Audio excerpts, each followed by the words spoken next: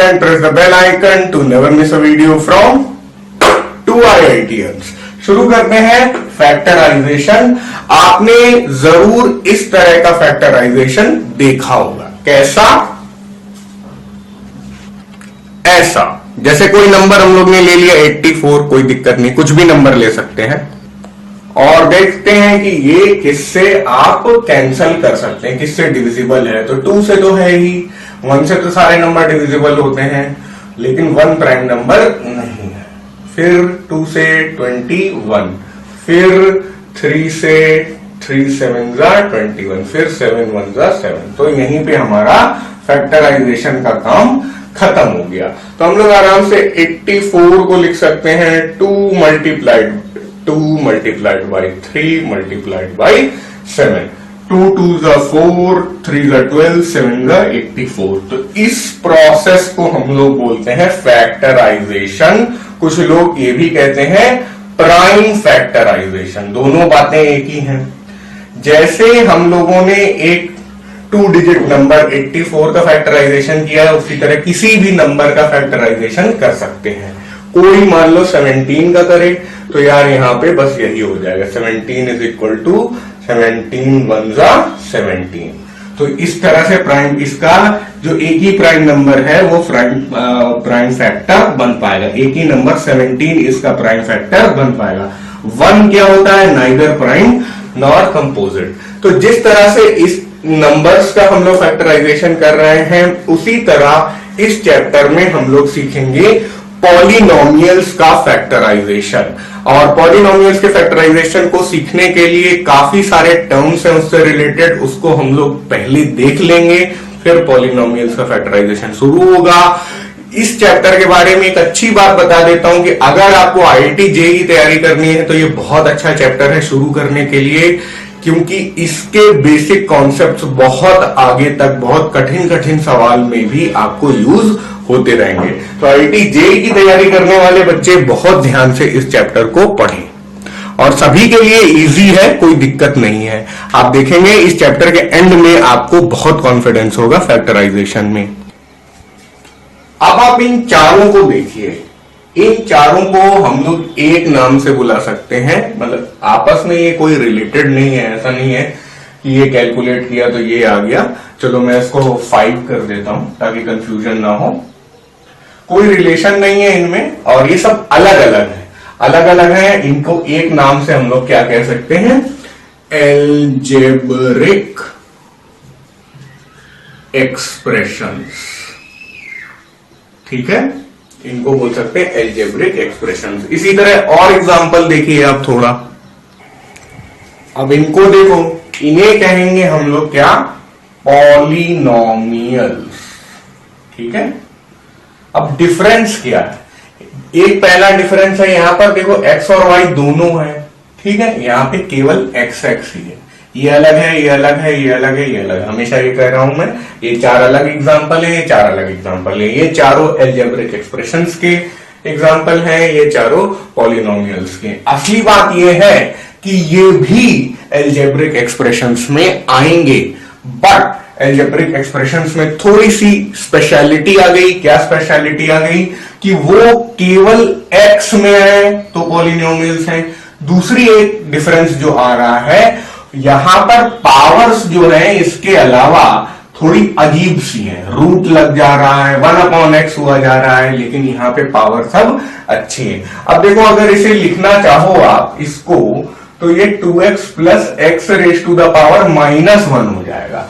तो हम क्या चाहते हैं? पॉलिनोमियल्स अगर बनाते हैं तो कभी भी पावर नेगेटिव नहीं होनी चाहिए, कभी भी पावर आपकी रूट में नहीं होनी चाहिए। तो पॉलिनोमियल्स की पहली कंडीशन क्या है?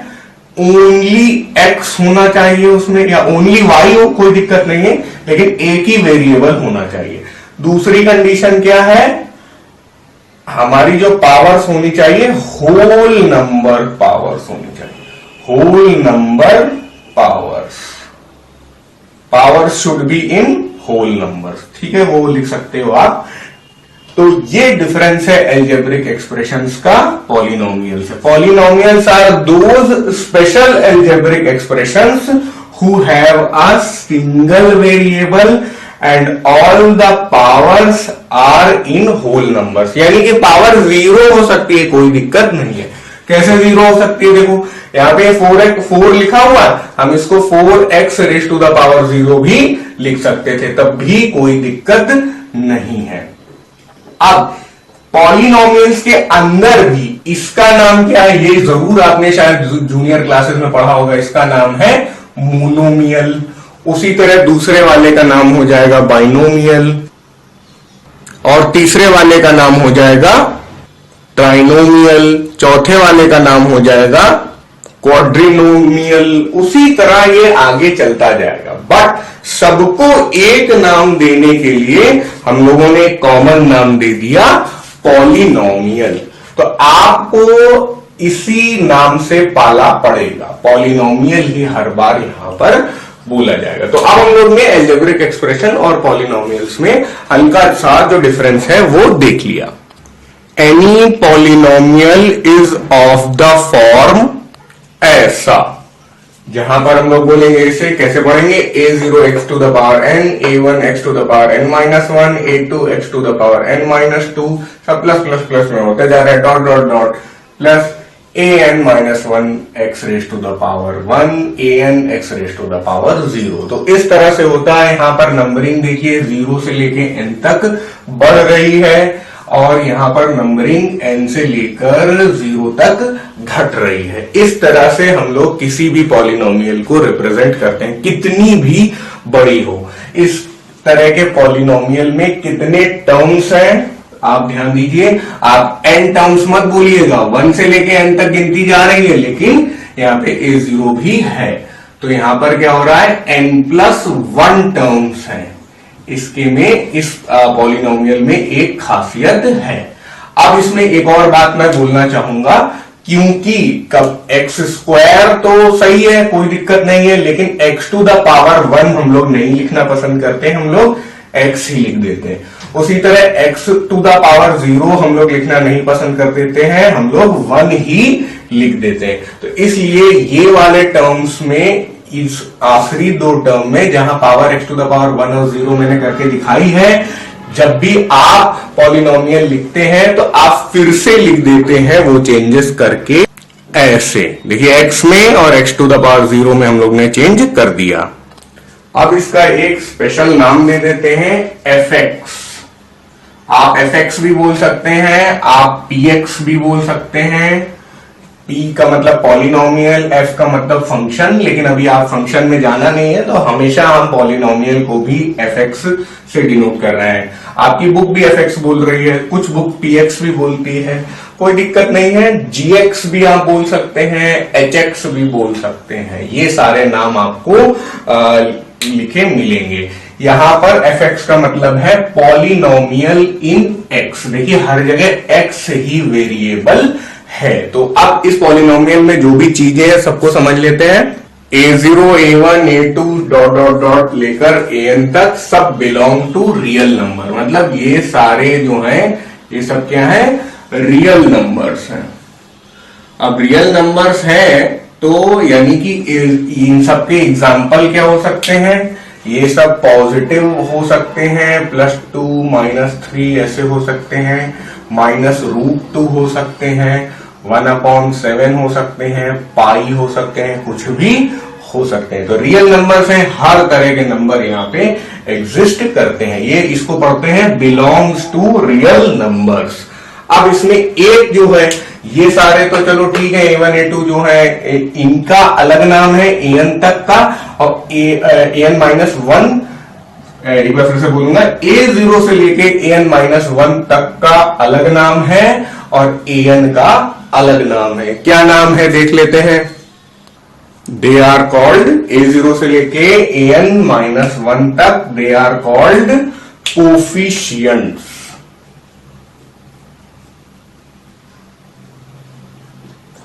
फिर अब केवल बचा an है ना, तो an it is called constant.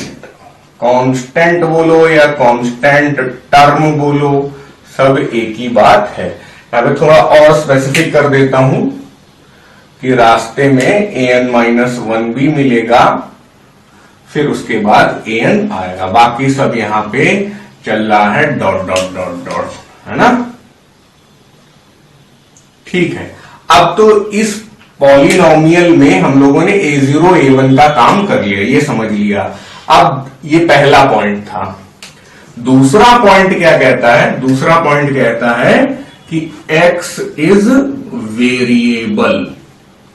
ठीक है, उसी तरह वेरिएबल y भी हो सकता है, z भी हो सकता है, कुछ भी हो सकता है, लेकिन जो भी वेरिएबल होगा वो सेम रहेगा। अगर x वेरिएबल है, फंक्शन ऑफ x या पॉलिनोमियल ऑफ x का मतलब यहां पे केवल x होने वाला है। अगर y है तो पॉलिनोमियल ऑफ y यहां पे केवल y होने वाला है। तो इसलिए यहां पर x को हम लोग क्या कहते हैं?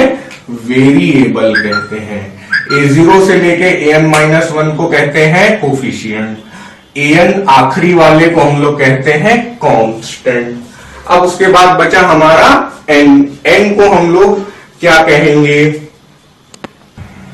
n का एक स्पेशल नाम है, वो आप कमेंट्स में बताएं। और ना सिर्फ n के सारे रिश्तेदार n-1 n-2 से लेके डॉट डॉट डॉट डॉट 2 1 0, इन सबको हम लोग बहुत ही सिंपल नाम है, इनको बोलेंगे पावर्स ऑफ वेरियस टर्म्स। ठीक है, लेकिन n का जो स्पेशल नाम है वो आप कमेंट्स में बताएंगे। अब तक कुछ लोगों ने लिख दिया होगा। और इसके बाद हम लोग एक और इंपॉर्टेंट बात कहेंगे, जैसे कि ये रियल नंबर्स हैं तो ये कांस्टेंट है, कोफिशिएंट है। ठीक है, x क्या वेरिएबल है, तो x के बारे में हम लोग कुछ नहीं कहेंगे क्योंकि वो वेरिएबल है, तो उसका आंसर कुछ भी आ सकता है। x का आंसर बच्चों रियल नंबर भी आ सकता है, इमेजिनरी नंबर भी आ सकता है, बट आप इमेजिनरी नंबर जानते नहीं है तो भूल जाइए। तो x कुछ भी वैल्यू ले सकता है। आपसे कोई नहीं पूछेगा कि x रियल होता है या नहीं होता है, लेकिन अगर कोई पूछे तो आप ये कहेंगे x कुछ भी हो सकता है, रियल इमेजिनरी कुछ भी हो सकता है। और ये a0 से लेके an ये सब रियल नंबर्स हो सकते हैं, बट पावर्स जो है वो रियल नंबर्स नहीं होंगी। ये पावर्स कैसी हो जाएंगी? ये हो जाएंगी नॉन नेगेटिव इंटीजर्स। आपकी बुक बोलती है कि पावर्स कैसी हो जाएंगी? Non negative integers. इनको एक दूसरे तरीके से समझा जा सकता है, या नॉन नेगेटिव इंटीजर्स हैं तो दूसरे तरीके से हम लोग क्या बोल सकते हैं? ये क्या है? Whole numbers. ठीक है, तो तीनों बातों को हम लोगों ने देख लिया। अगर इसको आप देखो a0x⁴ n, तो a0 क्या कहलाएगा? वो कहेंगे कोफिशिएंट। a0 कैसा होगा? a0 होगा रियल नंबर। x कैसा होगा? वेरिएबल होगा, उसके बारे में कुछ नहीं कह सकते हैं। n कैसा होगा? n पावर कहलाएगा, और n होगा इंटीजर। ये सभी पावर्स हैं, लेकिन इन पावर्स में एक n है, उसका स्पेशल नाम है डिग्री। अब तक आपने कमेंट्स में लिख दिया होगा। तो सीख गए हम लोग, degree of a polynomial is equal to highest power. कैसे लिखते हैं इसको? Deg fx is equal to n। अभी जो हम लोग ने पहले a0 a1 a2 वाला फंक्शन लिखा था, fx लिखा था, पॉलिनोमियल लिखा था, उसमें हाईएस्ट पावर क्या थी? n थी। तो n ना सिर्फ पावर होगा, हाईएस्ट पावर भी होगा। क्योंकि हाईएस्ट पावर है इसलिए उस पॉलिनोमियल की डिग्री हो जाएगी n। Deg fx is equal to n को पढ़ेंगे कैसे? Degree of function x, degree of polynomial of x is equal to n। बच्चों मैं बार बार फंक्शन बोल रहा हूं क्योंकि 11th 12th में इसको फंक्शन बोलते हैं, बट आप लोग पॉलिनोमियल समझिए। एक बार फिर से, degree of polynomial in x called fx is n। और डिग्री के बारे में बता दें, क्योंकि हाईएस्ट पावर है और सारी पावर जो है वो हमारी होल नंबर है, तो हम लोग आराम से बोल सकते हैं degree is always a whole number. कोई भी होल नंबर हो सकता है, 0 से लेकर कहीं तक भी आप जा सकते हैं। 0 से लेकर 10,000 1 बिलियन कहीं पे भी जा सकते हैं। तो अब ये is always a whole number, इसका मतलब डिग्री कांट बी क्या क्या नहीं हो सकता? कांट बी नेगेटिव, है ना। डिग्री नेगेटिव नहीं हो सकती, पॉजिटिव हो सकती है, 0 हो सकती है। डिग्री कैसी नहीं हो सकती है, इरेशनल नहीं हो सकती। कैसी नहीं हो सकती, डेसिमल नहीं हो सकती। डिग्री कैसी नहीं हो सकती, फ्रैक्शन नहीं हो सकती है। ठीक है। और इनफैक्ट रैशनल हो भी सकती है, नहीं भी हो सकती, बस सिर्फ होल नंबर हो सकती है। नेचुरल नंबर हो सकती है क्या, हाँ बिल्कुल हो सकती है। इंटीजर हो सकती है क्या, हो सकती है, लेकिन सिर्फ पॉजिटिव इंटीजर हो सकती है। तो ठीक है, इस पे ज्यादा डिस्कशन नहीं करेंगे। ये सारे नाम अगर आपको नहीं आते हैं तो चिंता मत करिए। लेकिन अगर कोई जैसे ओलंपियाड वगैरह में आ जाता है ना कि डिग्री क्या नहीं हो सकती है, तो इस तरह के ऑप्शन आ सकते हैं। तो नेगेटिव भी नहीं हो सकती है, इरेशनल भी नहीं हो सकती है, डेसिमल भी नहीं हो सकती है, और फ्रैक्शन भी नहीं हो सकती है। अब एक एग्जांपल लेते हैं और समझ में आएगा। ये रहा, आप चाहो तो इसे अपने पुराने पॉलिनोमियल के फॉर्म से कंपेयर कर सकते हो। हम लोग ने क्या पढ़ा था, a0 x raise to the power n plus a1 x raise to the power n minus 1 plus dot dot dot dot dot plus या माइनस, कुछ भी कर सकते हो, वैसे प्लस रहता है। अगर आप यहाँ पे माइनस देख रहे हैं तो कोफिशिएंट की वैल्यू उस हिसाब से चेंज हो जाती है। यहाँ पे an minus 1 x raise to the power 1 और यहाँ पे a0 x raise to the power 0। ये मैंने आपको सिखाया था, 1 लिखने की जरूरत नहीं है और x टू द पावर 0 लिखने की जरूरत नहीं है। अब आप इसको कंपेयर करें तो यहाँ पे कितने टर्म है, 1 2 3 4 5 है ना। हमेशा कितने टर्म्स होते हैं, n+1 टर्म्स होते हैं। तो यहाँ पे कितने टर्म है, 4+1 टर्म्स। 4 क्यों मैंने स्पेसिफिकली 5 को लिखा, क्योंकि x जो है उसकी हाईएस्ट पावर क्या है, 4 है ना। तो हम लोग अपनी जनरल इक्वेशन को अपने इस इक्वेशन के हिसाब से मॉडिफाई कर सकते हैं और जितने टर्म्स है बस वहीं तक जाएंगे। a0x plus a1x plus a2x plus a3x plus a4, यहीं पर रुक जाएंगे। और अब देखिए यहां पर 4 टर्म्स है ना, 4+1 टर्म्स है, n इज इक्वल टू 4 आ रहा है। तो यहां पर आप लिख दोगे 4, यहां पे भी आप लिख दोगे 3, यहां पे लिख दोगे 2, यहां पे लिख दोगे 1 और यहाँ पे x टू द पावर 0 वो करने की जरूरत नहीं है, 1 भी करने की जरूरत नहीं है। कंपेयर अगर इन दोनों को हम लोग कंपेयर करें तो क्या होगा, a0 इज इक्वल टू 3 हो जाएगा, a1 इज इक्वल टू 7 हो जाएगा, a2 इज इक्वल टू -1/2 हो जाएगा, a3 हो जाएगा -5 और a4 हो जाएगा 4। तो ये हो गया हमारा कांस्टेंट टर्म, कांस्टेंट का बात हो गया यहां पर, और ये सारे हो गए हमारे क्या, कोफिशिएंट। सही है ना। तो ये लॉजिक हम लोगों ने समझ लिया। अभी इसी पॉलिनोमियल को थोड़ा और देखते हैं। ये तो हम लोग देख ही चुके हैं कि कौन कौन से कोफिशिएंट हैं और क्या कांस्टेंट टर्म है, 3, 7, -1/2, -5, ये सब कोफिशिएंट है क्योंकि इनमें कहीं ना कहीं x आ रहा है। लेकिन कांस्टेंट टर्म हमारा बिना x के है, वो 4 लिख दिया जाएगा। उसके बाद अब 2 और चीजें हैं जिनको हम लोग देख सकते हैं। जैसे इसका क्या नाम होगा, 3x raise to the power 4, इसका नाम हो जाएगा लीडिंग टर्म।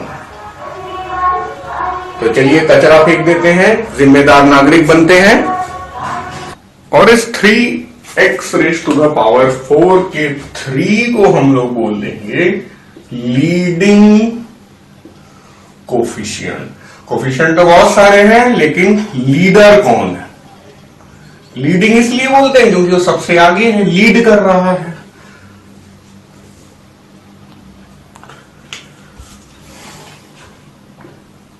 इसके अलावा x तो अपना वेरिएबल है, कोई दिक्कत नहीं है, x के बारे में ज्यादा कोई कुछ पूछेगा भी नहीं।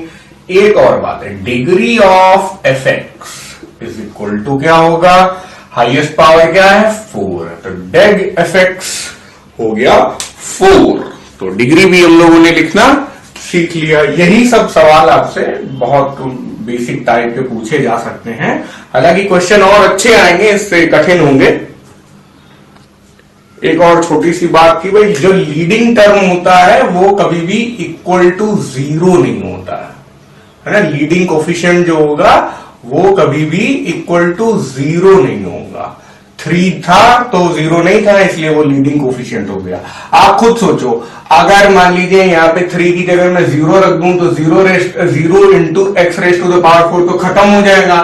फिर ये पॉलिनोमियल जो होगी वो 4 उसकी डिग्री ना होकर 3 डिग्री हो जाएगी। इसलिए हमेशा लीडिंग टर्म को नॉन जीरो होना चाहिए। लीडिंग टर्म के कोफिशिएंट यानी लीडिंग कोफिशिएंट को नॉन जीरो होना चाहिए। ठीक है, ये सब तो ऐसी बातें हैं। और एग्जांपल ले लिए, ये सब आपस में अलग अलग है। आप देखिए ये बिल्कुल वैसे ही जैसे स्ट्रेट लाइन होती है y is equal to mx plus c type का। और मैंने आपके लिए इक्वेशन ऑफ स्ट्रेट लाइन का वीडियो भी पूरा डाला है, आप उसे जाकर देख लीजिए, नीचे डिस्क्रिप्शन में भी मिल जाएगा। ठीक है, तो यहां पर इसका डिग्री क्या होगा, पावर x का क्या है 1, तो यहां पे डिग्री हो जाएगी polynomial of degree 1 and this will be called as a linear polynomial।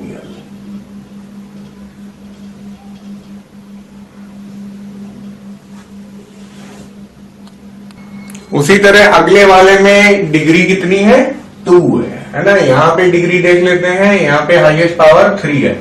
चलो इसको स्टैंडर्ड तरीके से लिख देता हूं, deg gx is equal to 3। Degree is equal to भी ऐसे भी लिख सकते हैं, ऐसे भी लिख सकते हैं, ऐसे भी लिख सकते हैं, लेकिन ये सबसे ज्यादा मैथमेटिकल तरीका है।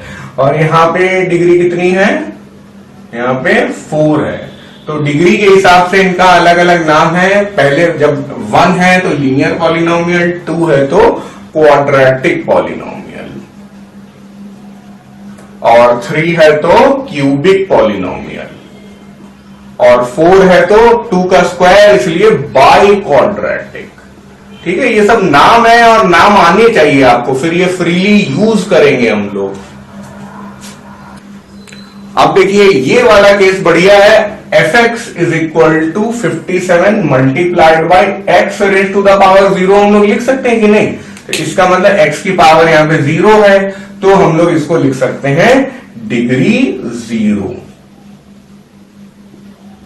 सब fx करके लिख दिया, इसको gx लिख दिया, ये fx है। वैसे ये सारे अलग अलग हैं, आप आराम से qx px कुछ भी लिख सकते हैं। यहां पे डिग्री 0 है और इसको हम लोग बोलेंगे क्या, कांस्टेंट पॉलिनोमियल। यहां पर भी आप कोई आर्ग्यू कर सकता है कि इसको भी ऐसे लिख लो, लेकिन इसको ऐसा नहीं करते हैं क्योंकि यहां पर सारे ही टर्म्स 0 हैं। इसीलिए इसके लिए जो एमएल अग्रवाल है वो कहती है degree is never defined. Degree is never defined, या हम लोग कह सकते हैं डिग्री इज अनडिफाइंड। चाहे ये लिख लीजिए चाहे ये लिख लीजिए, एमएल अग्रवाल ने नेवर डिफाइंड बोला। इस तरह का जो पॉलिनोमियल है उसका बड़ा अच्छा नाम है जीरो पॉलिनोमियल।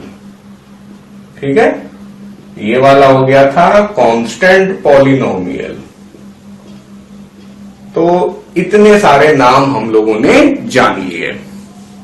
तो डिग्री के हिसाब से पॉलिनोमियल का नाम चेंज हो सकता है। अब आपका अगला सवाल हो सकता है कि यार 4 की जगह 5 अगर डिग्री होता तब हम लोग बोलेंगे पॉलिनोमियल ऑफ डिग्री 5 बस, फिर उसका और पेंटा पॉलिनोमियल इस टाइप कुछ नहीं होता। फिर 5, 6, 7, 8 वाले फिर केवल अपनी डिग्री से पहचाने जाते हैं, उनका अलग से नाम नहीं है। और आपकी जो बुक है एमएल अग्रवाल, उसमें भी मैं आपको बोलूं कि बस यहां तक ही सवाल है। ज्यादातर सवाल क्यूबिक वाले आपको मिलेंगे, लेकिन बहुत कठिन होगा, बड़ा सवाल होगा तो बाई क्वाड्रेटिक के क्वेश्चन मिल जाएंगे। और कांस्टेंट पॉलिनोमियल, जीरो पॉलिनोमियल, ये केवल जार्गन है, केवल बातचीत है, ऐसा बहुत ज्यादा यूज में नहीं आएगा।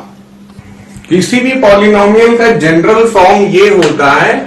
अब इसमें हम लोग क्या करें, a0, a1, a2 करके an-1 तक इसको छोड़ दें। सबको हम लोग अगर 0 कर दें और उसके बाद an नॉट इक्वल टू 0 हो जाए तो उस केस में केवल an ही बच जाएगा, बाकी सारे का टर्म खत्म हो जाएंगे, then fx is equal to an is a constant polynomial. समझे? तब समझ में आ गया होगा आप कांस्टेंट पॉलिनोमियल में कैसे, ये थोड़ा बुकिश तरीका है। उसी तरह हम लोग देखेंगे जीरो पॉलिनोमियल। अब यहां पे क्या चेंज आएगा, an-1 तक, और खुद an भी जीरो हो जा रहा है, सब कुछ जीरो हो जा रहा है। Then fx is equal to zero and it is a zero polynomial. समझ में आ ही रहा होगा, कांस्टेंट पॉलिनोमियल में डिग्री क्या होती है, कांस्टेंट पॉलिनोमियल में डिग्री जीरो होती है और जीरो पॉलिनोमियल में डिग्री अनडिफाइंड होती है। ये बात जरूर याद रखिएगा। तो वो अपनी इंपॉर्टेंट बात लिख भी ली है ना, degree of a constant polynomial is zero, degree of a zero polynomial is undefined. Undefined बोलो या नेवर डिफाइंड बोलो, सब एक ही बात है। ठीक है, बढ़िया चल रहा है।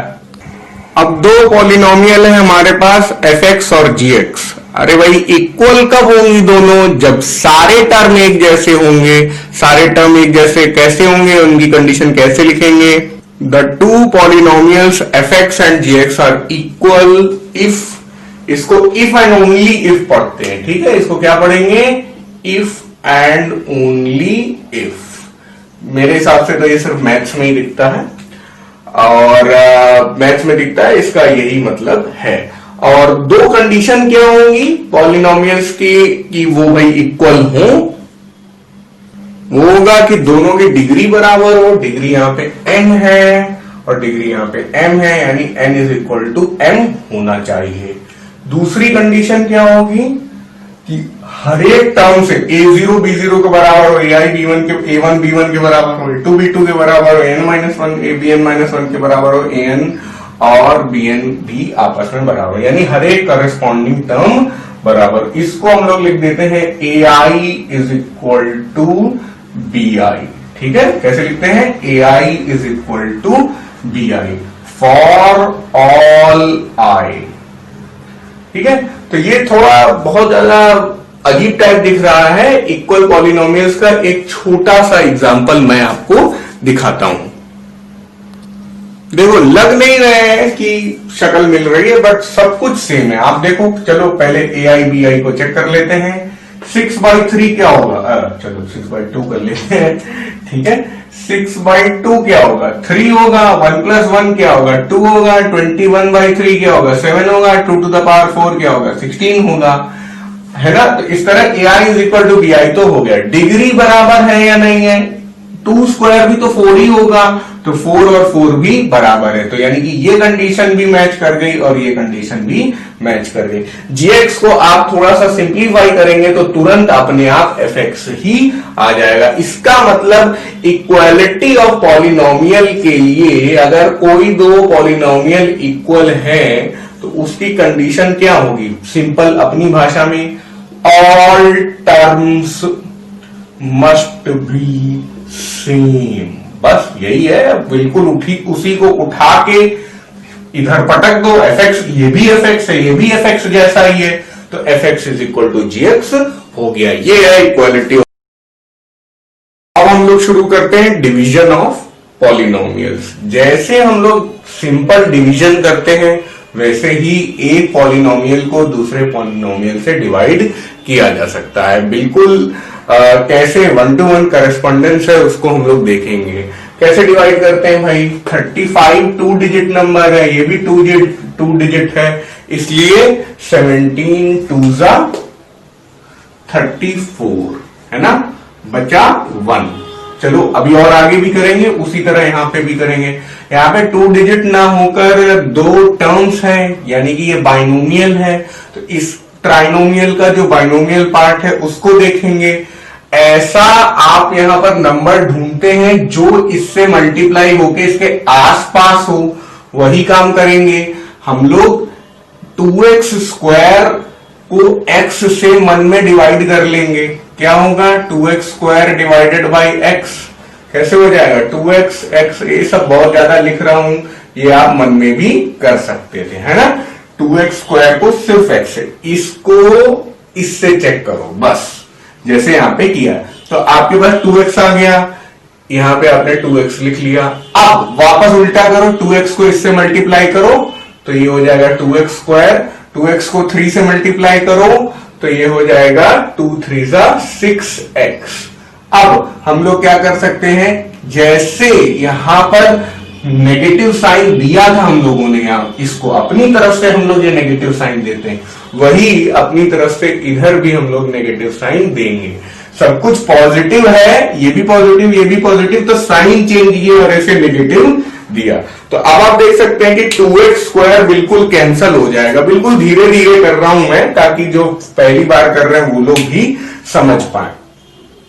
तो -x -6x, तो ये कितना हो जाएगा -7x। फिर उसके बाद क्या, हम लोग इधर देखते हैं, यहां पर आपने 7 को नीचे बुलाया, 7 को आपने नीचे बुलाया, उसी तरह यहां पर आप क्या करोगे, -21 को अपने साइन के साथ नीचे बुलाओगे। अपने साइन के साथ आपने नीचे बुला लिया, बिल्कुल जैसा नंबर्स में करते हैं वैसा ही वहां पे होगा। 17 1 17 माइनस किया और सब कुछ हो गया खत्म, मतलब रिमाइंडर 0 आ गया। यहां पर देखिए x से हमें -7x बनाना है, फिर से यही करिए, -7x को x से डिवाइड करिए मन में, तो -7 आ गया। ये सब यहां मैं करके दिखा रहा हूं, लेकिन आपको करके नहीं दिखाना, आप भी मन में कर सकते हैं। -7x -7 का +3 से मल्टीप्लाई हुआ, -21। फिर से साइन चेंजेस करेंगे। देखिए यहां पे आपको लगेगा यार यहां तो आप हमेशा माइनस कर रहे हो, यहां पे कभी माइनस कर रहे हो कभी प्लस कर रहे हो, तो माइनस ही करते हैं लेकिन बस साइन चेंज करते हैं। यहां साइन चेंज किया, यहां साइन चेंज किया और ये हो गया खत्म। तो इस तरह से आप लिख सकते हैं, जैसे 357 is equal to 17 into 21 plus 0। उसी तरह आप लिख सकते हो, ये जो भी है इसको मैं fx मान ले रहा हूं, fx is equal to x plus 3 into 2x minus 7 plus 0। Plus 0 इसलिए क्योंकि कुछ भी रिमाइंडर यहां पर नहीं आया। तो थोड़ा थोड़ा हम लोगों ने डिवाइड करना पॉलिनोमियल्स में करना सीखा है, थोड़ा और करेंगे। मैं बोलूंगा कि डिवीजन ऑफ पॉलिनोमियल्स आपको जरूर आना चाहिए इस चैप्टर को समझने के लिए, क्योंकि इसमें दो ही चीजें हैं, एक तो पॉलिनोमियल्स का डिवीजन और दूसरा fx अगर आपको दिया है तो f1 f2 f-1 यानी वैल्यू कैलकुलेट करना। तो पहले इसको सीख लेते हैं, उसके बाद उधर भी आएंगे। और जरूर आप सीख लीजिए, होता क्या है कि इस चैप्टर में लोग सिर्फ यही करने में गड़बड़ कर जाते हैं, इसलिए अच्छी प्रैक्टिस करेंगे हम लोग इसकी। चलो, तो x क्यूब को डिवाइड करना है तो x स्क्वायर करेंगे और x स्क्वायर का x से मल्टीप्लाई करो, x क्यूब x स्क्वायर का -1 से -x square, minus sign plus sign, देखा साइंस हम लोगों ने उलट दिए, ये गायब हो गया। फिर उसके बाद -7 और +1 तो हो गया कितना, -6x स्क्वायर, प्लस 14 है, कोई दिक्कत नहीं है, ठीक है।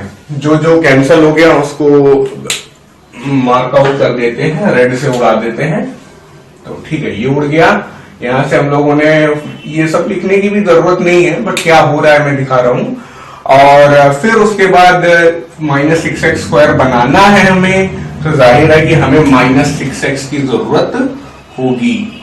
चलो, -6x into x -6x square minus minus plus 6x, इसको नीचे उतारा था, ये 14 नहीं 14x था। अब यहां पे प्लस कर लो, यहां पे माइनस कर लो, और फिर से ये दोनों कैंसिल हो गए प्लस माइनस की वजह से। 14x माइनस 6x हो गया 8x, 8x माइनस 8 है ना, इसको यहां से नीचे उतारा हम लोगों ने, इसलिए -8 यहां तक पहुंचा। अब बहुत बढ़िया दिख रहा है यहाँ पे, हम लोग आराम से 8 ही ले लें, यहाँ पे +8 ले लें, तो 8 मल्टीप्लाइड बाई x हो जाएगा 8x, 8 मल्टीप्लाइड बाई -1 हो जाएगा -8 माइनस प्लस। चलो खेल खत्म हो गया यहाँ पर और हो गया खत्म। तो डिवाइड करना हम लोगों ने सीख लिया, थोड़ा सा और सीखेंगे। आप देखिए यहाँ पे इससे चेंज होकर यहाँ पर x में भी कोफिशिएंट आ रहा है, 2 आ रहा है, कोई दिक्कत नहीं है। यहाँ पे अच्छी बात है कि 2x क्यूब है, 2x क्यूब को 2x से मल्टीप्लाई करेंगे तो आएगा कितना x स्क्वायर, x स्क्वायर इसको मल्टीप्लाई करके 2x क्यूब लाएगा, x स्क्वायर यहां मल्टीप्लाई करेंगे +7x स्क्वायर आएगा। बहुत अच्छा जा रहा है, यहां पे माइनस यहां पे माइनस। तो अच्छी बात यह है कि क्या हुआ, ये भी कैंसल हो गया और ये भी कैंसल हो गया। लेकिन यहाँ पे -4x -16 लिखा हुआ है, बट यहां पर केवल 2x + 7 है। तो हम लोग क्या करेंगे, इन दोनों को नीचे ले आएंगे। ठीक है, इन दोनों को नीचे ले आएंगे।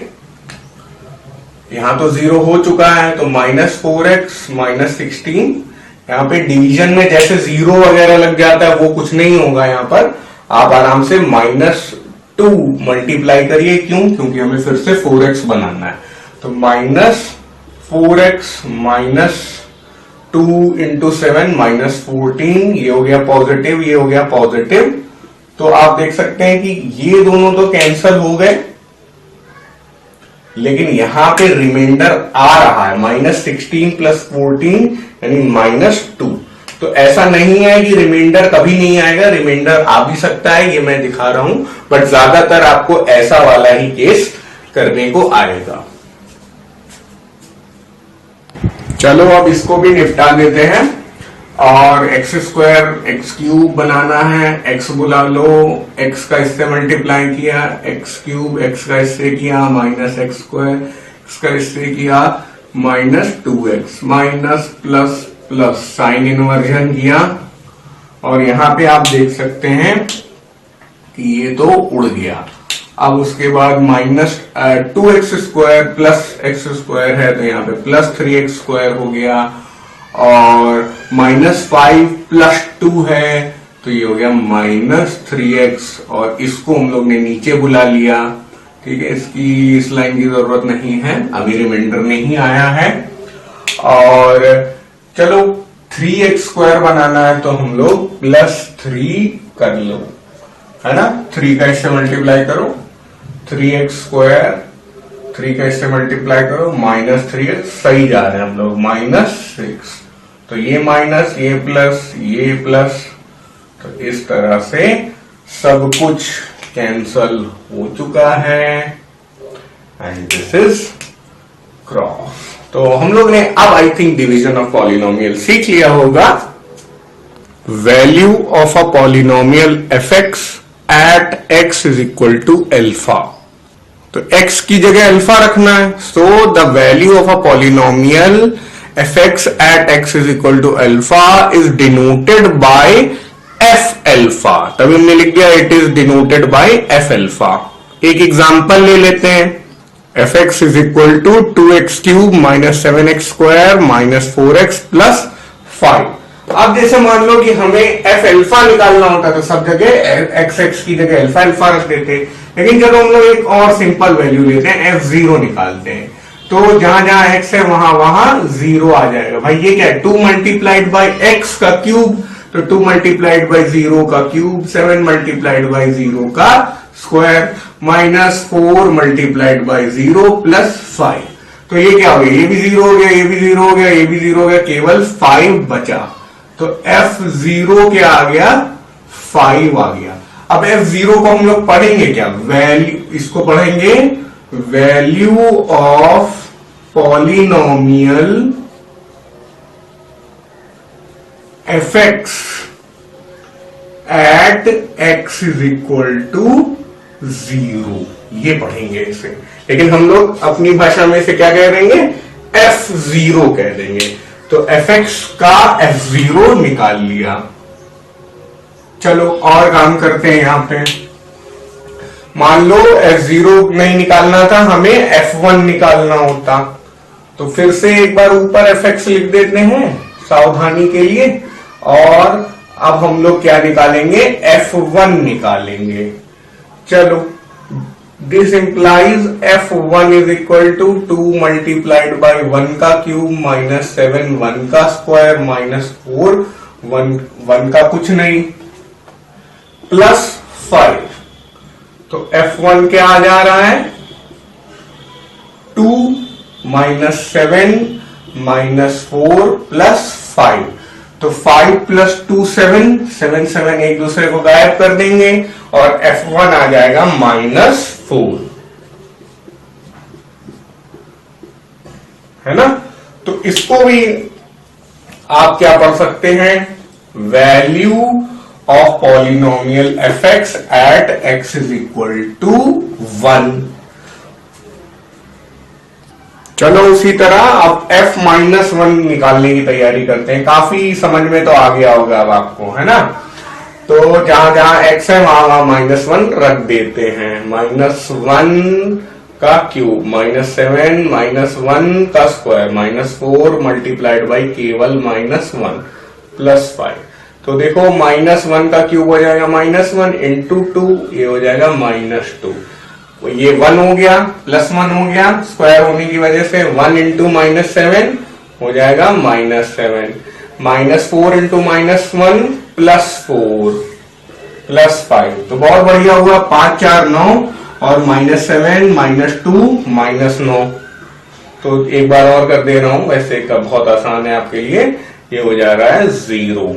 तो इस तरह से हम लोगों ने f-1 की वैल्यू कैलकुलेट करके निकाल दी है। कितनी, f-1 आ जा रहा है 0। इसको भी वही पढ़ेंगे उसी तरह, value of polynomial fx at x is equal to -1।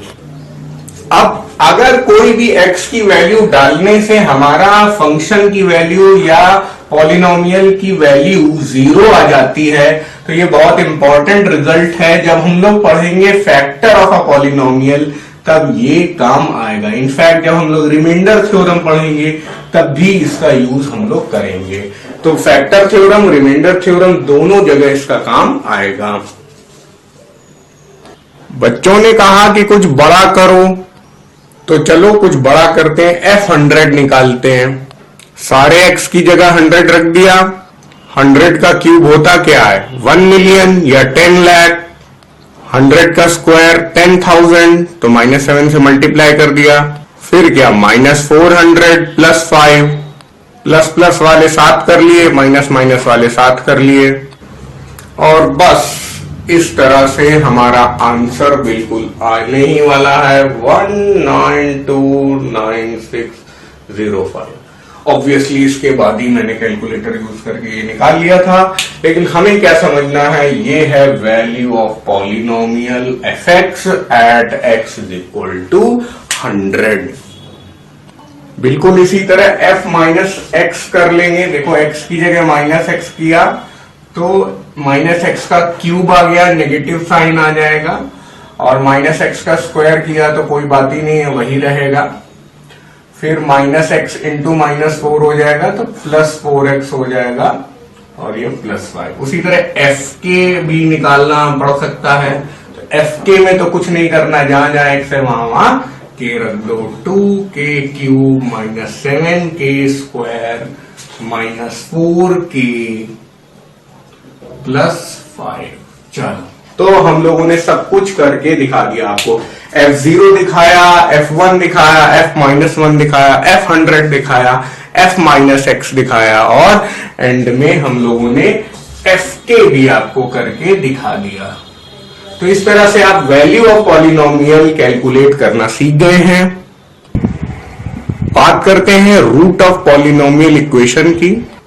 अभी तक हम लोग जानते थे कि भाई a0x to the power n, a1x की power n-1, a2x to the power n-2 plus dot dot dot plus an-1 x plus an। ये अपने आप में पॉलिनोमियल का एक तरीका है, जनरल फॉर्म ऑफ पॉलिनोमियल है। अब इसी में थोड़ा सा इंप्रूवमेंट कर दें तो ये पॉलिनोमियल बन जाता है इक्वल टू 0 के बाद पॉलिनोमियल इक्वेशन। मतलब अभी ये पॉलिनोमियल है और अब ये पॉलिनोमियल इक्वेशन है। तो इस लंबे नाम की जगह हम लोग नाम दे देते हैं fx। तो इस पूरे की जगह हम लोगों ने लिख लिया केवल fx। अब आराम भी रहेगा, ठीक है। Let a real number alpha exist such that f alpha is equal to 0। बस कोई कठिन बात नहीं है। हम लोग चाहते हैं, जैसे यार हम लोग बहुत कॉमन क्वेश्चन करते थे 2x plus 3 is equal to 0। यार ये भी तो एक पॉलिनोमियल है ना, बाइनोमियल है तो क्या हुआ, लेकिन पॉलिनोमियल है, लीनियर पॉलिनोमियल है। तो हम x का वैल्यू यहां से निकाल लेते थे, वही इसका रूट हो जाता था। अब ये 2x प्लस 3 का और बहुत बड़ा रूप जो है वो ये है, तो इसका भी तो कुछ ना कुछ सोल्यूशन आ सकता है। इसके कई सारे सोल्यूशन आ सकते हैं। अच्छा याद रखिएगा कि रूट भी बोलते हैं हम लोग, चाहे रूट बोले, चाहे सॉल्यूशन बोले, चाहे जीरोस बोले, सब एक ही बात है। आई थिंक जीरो ES है या S है, चेक कर लीजिएगा आप। तो ये सब एक ही चीज है, लेकिन ML अग्रवाल रूट ही बोल रहे हैं। CBSE में वो लोग जीरोस बोलते हैं ज्यादातर, ठीक है। तो हम लोग ऐसा अल्फा ढूंढ रहे हैं, ऐसी कोई वैल्यू 2, 3, 6, -7, π/2 कुछ भी आए, जो इसमें रखने के बाद इसको इक्वल टू 0 दे दे, वही अल्फा इसका सॉल्यूशन हो जाएगा या रूट हो जाएगा। उस बात को लिख लेते हैं। ये बात, alpha is a root of the polynomial equation fx is equal to 0। इतने को ही हम लोग बोल रहे हैं पॉलिनोमियल इक्वेशन। अच्छा, fx इज इक्वल टू 0 यहां पे लिखा है। If and only if f alpha is equal to 0, तो polynomial equation fx is equal to 0 का रूट अल्फा होगा अगर f अल्फा 0 है। उल्टा भी हो जाएगा, f अल्फा अगर 0 है तो अल्फा इस पॉलिनोमियल का रूट हो जाएगा। तो इफ एंड ओनली इफ का मतलब है कि यहां से ये डायरेक्शन भी ट्रू है और यहां से ये डायरेक्शन भी ट्रू है, तो दोनों तरफ से ट्रू होगा। आप कुछ एग्जाम्पल छोटे छोटे कर लेते हैं root of a polynomial equation को समझने के लिए। Find the root of the polynomial equation 2x plus 6 is equal to 0। तो वैसे तो आप बोल सकते हैं अरे ये तो हम ऐसे ही कर लेंगे, लेकिन अब हम लोग को इसे पॉलिनोमियल की लैंग्वेज में करना सीखना है। Let fx is equal to 2x plus 6। तो हमें इसे 0 लेकर आना है। तो हम लोग क्या करेंगे, try x is equal to -3। अब यार -3 क्यों कर रहे हैं, क्योंकि हम मन में ये कर चुके हैं 2x plus 6 is equal to 0, 2x is equal to -6 और x इज इक्वल टू -3।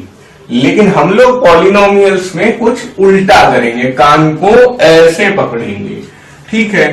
तो लेकिन इसमें ये करना बेवकूफी लग रहा है, बट आगे आप देखेंगे कि ये करना जरूरी भी है, ठीक है। तो f-3 is equal to -6 plus 6, ये हो गया f-3 इज इक्वल टू 0। तो अब ये वही अल्फा है जिस पर ये इक्वेशन सेटिस्फाई हो रही है ना। तो अल्फा इज इक्वल टू -3 हो गया यहां पर। तो आंसर कैसे सबमिट करेंगे, -3 is a root of polynomial equation 2x plus 6 is equal to 0। अभी हम लोगों ने यहां पे किया क्या, हम लोगों ने एक लीनियर पॉलिनोमियल का सॉल्यूशन निकाला, लीनियर पॉलिनोमियल का रूट निकाला, लीनियर पॉलिनोमियल का 0 निकाला। चाहे 0 बोलो, चाहे रूट बोलो, चाहे सॉल्यूशन बोलो, मुझे सबसे अच्छा सॉल्यूशन लगता है बोलने में। और अभी इसके बाद हम लोग क्वाड्रेटिक का भी करेंगे। किया जो हम लोगों ने ये ट्राई अपने तरफ से लिख लिया, तो आप ये सीख लीजिए कि जब तक आप 12th क्लास तक नहीं चले जाते, तब तक जब भी हम लोग ट्रायल एंड एरर करेंगे तो ज्यादातर सवाल आपके इससे हो जाएंगे। आप ट्राई क्या करेंगे, -3, -2, -1, 0, 1, 2 और 3। इन सब चीजों को आप ट्राई कर करके देखेंगे कि हमारा आंसर आ रहा है या नहीं आ रहा है। लीनियर पॉलिनोमियल में तो आप सीधे ये मन में कर लीजिए, इसको दिखाइए नहीं और ये यहां पर ट्राई लिख दीजिए और ये आंसर आ गया। लीनियर कभी आपको करने को आएगा भी नहीं, यही मेथड हम लोग आगे लेते चले जा रहे हैं, बस ये मैं आपको बताना चाहता हूं। और आप देखिए 2x + 6 जो है, fx = 2x + 6 है। आप इसे अगर ग्राफ में बनाते हैं, हालांकि ग्राफ बनाना आपके कोर्स में नहीं है, तब भी आप इसे समझ लीजिए, ये इस तरह का ग्राफ आएगा, इस तरह का ग्राफ आएगा। तो x एक्सिस ये है, x एक्सिस में ये -3 से क्रॉस होगा, तो x = -3 रखने पर अपना जो fx है वो 0 को कट कर रहा है, यानी कि उसकी खुद की वैल्यू 0 हो जा रही है, y वैल्यू या fx वैल्यू 0 हो जा रही है। यहां पे मतलब क्या हो रहा है कि हम लोग यहां y और x लिखते हैं ना, तो अब हम लोग बड़े आदमी हो गए, हम लोग y ना लिख के यहां पर इसको fx लिख रहे हैं, समझे। fx का ग्राफ ये है आपका 2x + 6 का ग्राफ, या यूं कहो y = 2x + 6 जैसे लिखते हैं, तब तो बड़े आदमी हो गए। अब हम लोग लिखेंगे fx = 2x + 6 का ग्राफ, और ये पूरा चलता चला जा रहा है, लाइन है क्योंकि ये, तो ये कभी खत्म नहीं होगी, ये स्ट्रेट लाइन है। अगर ये ग्राफ प्लॉटिंग वगैरह आपको देखना है तो स्ट्रेट लाइन का भी हम लोगों ने पूरा वीडियो कवर अप कर लिया है। तो लीनियर पॉलिनोमियल का खेल बहुत आसान था, क्वाड्रेटिक में थोड़ी मेहनत होगी। अब यहां पे क्या ट्राई करें यार, ये तो मतलब हम लोग नहीं गेस कर सकते हैं यहां डायरेक्टली = 0 करके, तो हम लोग क्या कर रहे हैं, यहां पर देख ले रहे हैं -5x + 2 = 0 और स्प्लिट द मिडिल टर्म कर ले रहे हैं, ये आपको अच्छे से आता है, ठीक है। 3x क्वाड्रेटिक चैप्टर में हम लोगों ने ये सीखा है। अगर आपको नहीं आता है तो क्वाड्रेटिक का लेक्चर पहले एक बार रिवाइज कर लें, तब और अच्छा समझ में आपको आएगा। x - 1, तो अब क्या हो रहा है, आप x - 1 को कॉमन ले सकते हैं। तो जब ये = 0 है, इसका मतलब ये है 3x - 2 = 0 और x - 1 = 0। इसका मतलब x हो जा रहा है 2/3 या फिर x 1 हो जा रहा है। तो एक तरीके से इसके रूट्स हम लोगों ने निकाल लिए हैं, 2/3 या x 1। बट हम लोग अपना पॉलिनोमियल इक्वेशन के रूट निकाल रहे हैं पॉलिनोमियल चैप्टर के हिसाब से, तो हम लोग अपनी तरफ से यहां पे नाटक करेंगे और लिखेंगे ट्राई x = 1। तो बस अब ये तो दिख ही रहा है कि f1 करेंगे 1² 5 × 1 + 2, दिस इंप्लाइज f1 = 3 - 5 + 2, तो 5 - 5 हो जाएगा 0, ठीक है। तो यहां से हम लोग बोल देंगे 1 is a root of fx = 0 या 1 is a root of the polynomial equation।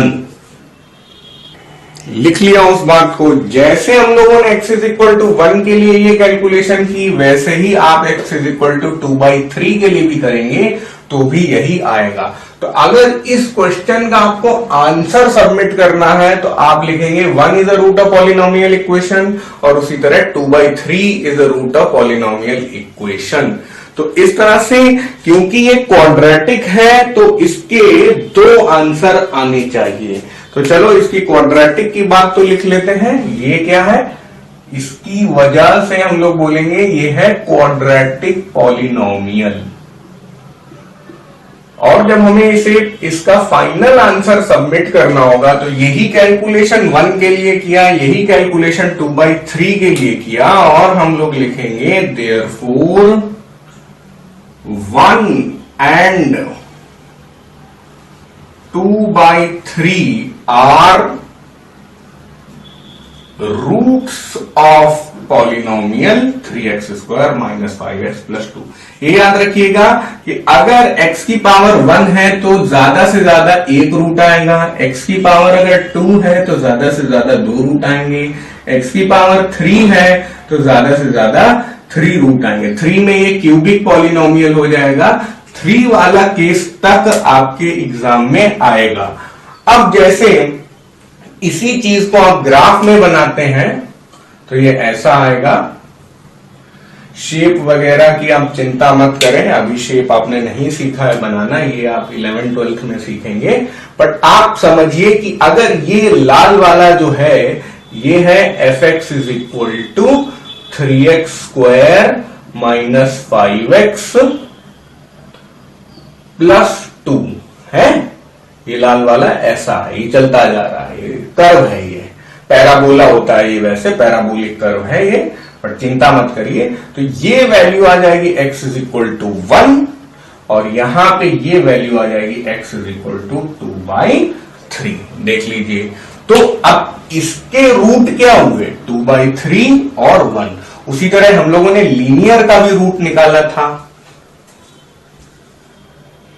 ये समझ में आया कि यार लीनियर और क्वाड्रेटिक का तो हम लोग अपने पुराने ज्ञान से ही कर सकते थे, लेकिन क्यूबिक अगर करना होगा तो हमें फैक्टर थ्योरम की जरूरत पड़ेगी।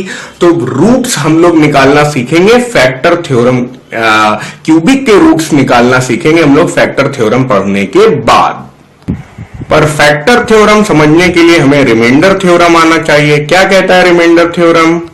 If a polynomial fx is divided by x minus alpha, then remainder is equal to f alpha। ये ही रिमाइंडर थ्योरम का मेन फॉर्मेट है। इसे हम लोगों को रट लेना है, इसका प्रूफ आपके कोर्स में नहीं है, प्रूफ करने की कोई जरूरत नहीं है। और इसके दो रूप और होते हैं। क्या ये कह रहा है, इसको अभी हम लोग दो तरीके से समझेंगे भी, बट अभी इसके दो कोरोलरी हैं, वो भी देख लेते हैं।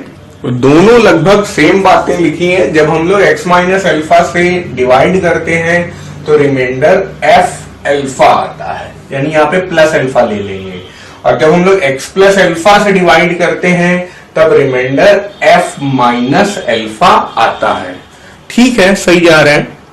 तीसरा वर्जन है रिमाइंडर थ्योरम का, if a polynomial fx is divided by ax plus b then remainder is equal to f minus B by A. आराम से बच्चों में यहां पे x minus A X plus A भी लिख सकता था, अल्फा लिखना कोई जरूरी नहीं है। तो लेकिन थर्ड फॉर्म में थोड़ा सा मुश्किल आपको लग रहा है कि यार ये कैसे आ गया, तो पहले इधर से ये कैसे आ रहा है ये हम लोग देखेंगे।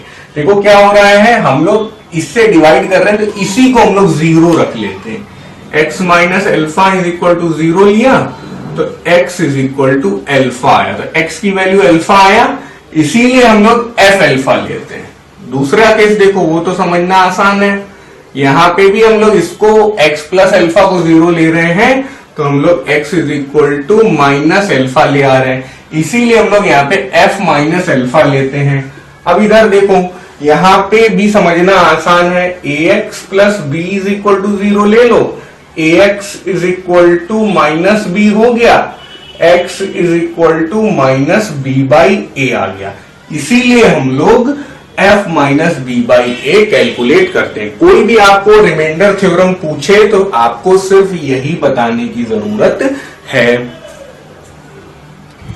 अब रिमाइंडर थ्योरम आपके सामने लिखा है, इस रिमाइंडर थ्योरम के चरित्र को हम लोग इससे समझेंगे, मतलब इससे हम लोग प्रूव करने की कोशिश करेंगे, चरितार्थ करने की कोशिश करेंगे कि कैसे रिमाइंडर थ्योरम इस तरह के क्वेश्चंस में हम लोग अप्लाई कर रहे हैं। क्वेश्चन क्या कह रहा है, ये भाई कोई पॉलिनोमियल है 3x² माइनस 5x प्लस 2, इसको x माइनस 2 से डिवाइड कर रहे हैं, तो क्या रिमाइंडर आ रहा है। तो एक तो तरीका ये कि चलो यार उठा के डिवाइड कर दो, देख लो क्या हो रहा है, चलो उठा के डिवाइड कर देते हैं, +2।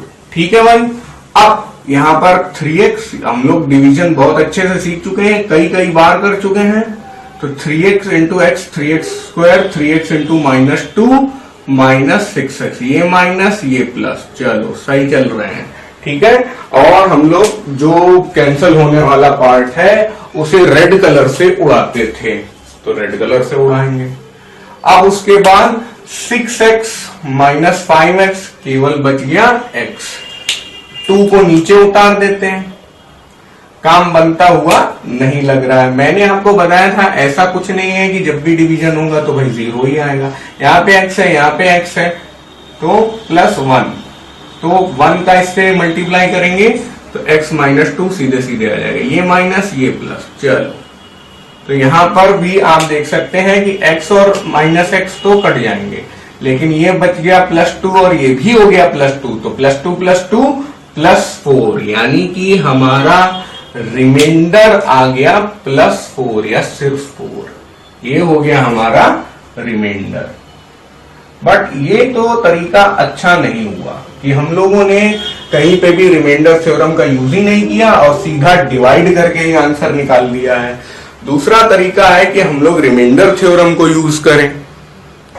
तो कहीं fx की चर्चा तो है नहीं यहाँ पर क्वेश्चन में, यहाँ तो कहीं fx दिख नहीं रहा है, तो हम लोग जब सॉल्यूशन लिखेंगे तो पहली लाइन यही लिख देंगे, let fx is equal to 3x square minus 5x plus 2। अब हमें क्या करना है, f अल्फा निकालना है। अल्फा हम लोग कैसे जज करेंगे, देखो x माइनस अल्फा यहाँ पे है, x माइनस 2 यहाँ पे है, यानी कि पक्का अल्फा इज इक्वल टू 2 है। तो हम लोग यहाँ पे लिख देंगे x इज इक्वल टू 2। बस पुट, यहाँ पे ट्राई नहीं कर रहे हैं, यहाँ पे पुट कर रहे हैं, put x is equal to 2। तो this implies f2 is equal to 3 into 2 का whole square minus 5 into 2 plus 2।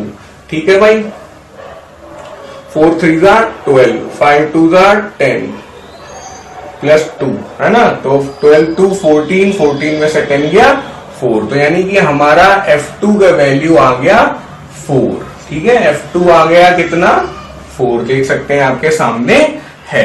तो हमने क्या कमाल कर दिया, हम लोगों ने रिमाइंडर f2 निकाल लिया, यानी कि रिमाइंडर 4 निकाल लिया है। आप देखिए कि ये करना आसान है या ये करना है, यहाँ पे तो बड़ा डर लगता है करने में और रिमाइंडर सही नहीं आ सकता, ऐसा हो सकता है, बट ये करना तो बहुत आसान है। यहां से भी हमने देख लिया रिमाइंडर 4 है और यहां से भी हम लोगों ने देख लिया कि रिमाइंडर 4 है। अब कैसे आंसर सबमिट करेंगे वो देख लीजिए। By using remainder theorem, if 3x square minus 5x plus 2 is divided by x minus 2, then remainder is f2 is equal to 4। आप डायरेक्टली 4 भी लिख सकते थे, तो जो क्वेश्चन की लैंग्वेज है उसी को यहाँ पे लिख दिया, बाय यूजिंग रिमाइंडर थ्योरम कर दिया और -2 की जगह यहाँ पे f2 निकाल लिया। यही जो करते थे हम लोग, इन्वर्ट कर देते थे साइन को। तो आप इसको अब रिमाइंडर थ्योरम से रिलेट कर सकते हैं, जो बात हम लोगों ने यहाँ पे लिखी है। जो रेड से यहाँ पे लिखा वो रिमाइंडर थ्योरम ही तो है। If fx is divided by x minus alpha, then remainder is f alpha।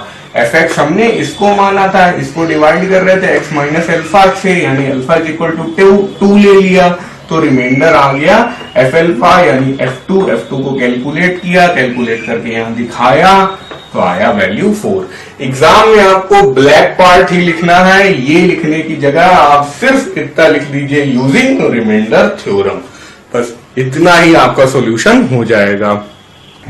काफी पुराना क्वेश्चन है, आईसीएससी 2000 में ये आ चुका है। Find the remainder when 2x cube minus 3x square plus 7x minus 8 is divided by x minus 1। यहाँ पे विदाउट डिवीजन मैंने अपनी तरफ से लिख दिया है, कहीं पे भी आईसीएससी में विदाउट डिवीजन नहीं लिखा था। और आप देख भी चुके हैं कि डिवीजन से करना ज्यादा मेहनत वाला काम है, विदाउट डिवीजन यानी कि रिमाइंडर थ्योरम का यूज अगर हम लोग कर लें तो ये सब बहुत जल्दी हो जाता है। तो हम लोग रिमाइंडर थ्योरम से ही करेंगे इसको। Let fx is equal to जो भी पॉलिनोमियल हमें दिया, since fx is divided by x minus 1 we have to find remainder f1। तो बस इससे f1 निकाल लीजिए। 2 1 का होल क्यूब माइनस 3 1 का स्क्वायर प्लस 7 1 माइनस 8, तो f1 आता जाएगा 2 माइनस 3 प्लस 7 माइनस 8। तो पॉजिटिव वाले 7 2 9 और नेगेटिव वाले 11, 9 माइनस 11 हो गया -2। इस तरह से f1 आ गया -2, Therefore, the required remainder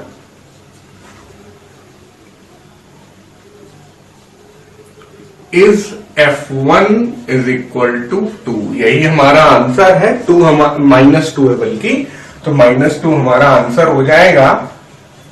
और इतना ही आपको लिखना है क्योंकि रिमाइंडर थ्योरम का इस्तेमाल हमने किया है, ये हम लोग बता चुके हैं यूजिंग रिमाइंडर थ्योरम लिख के। आपको पूरा रिमाइंडर थ्योरम का स्टेटमेंट लिखने की जरूरत नहीं है।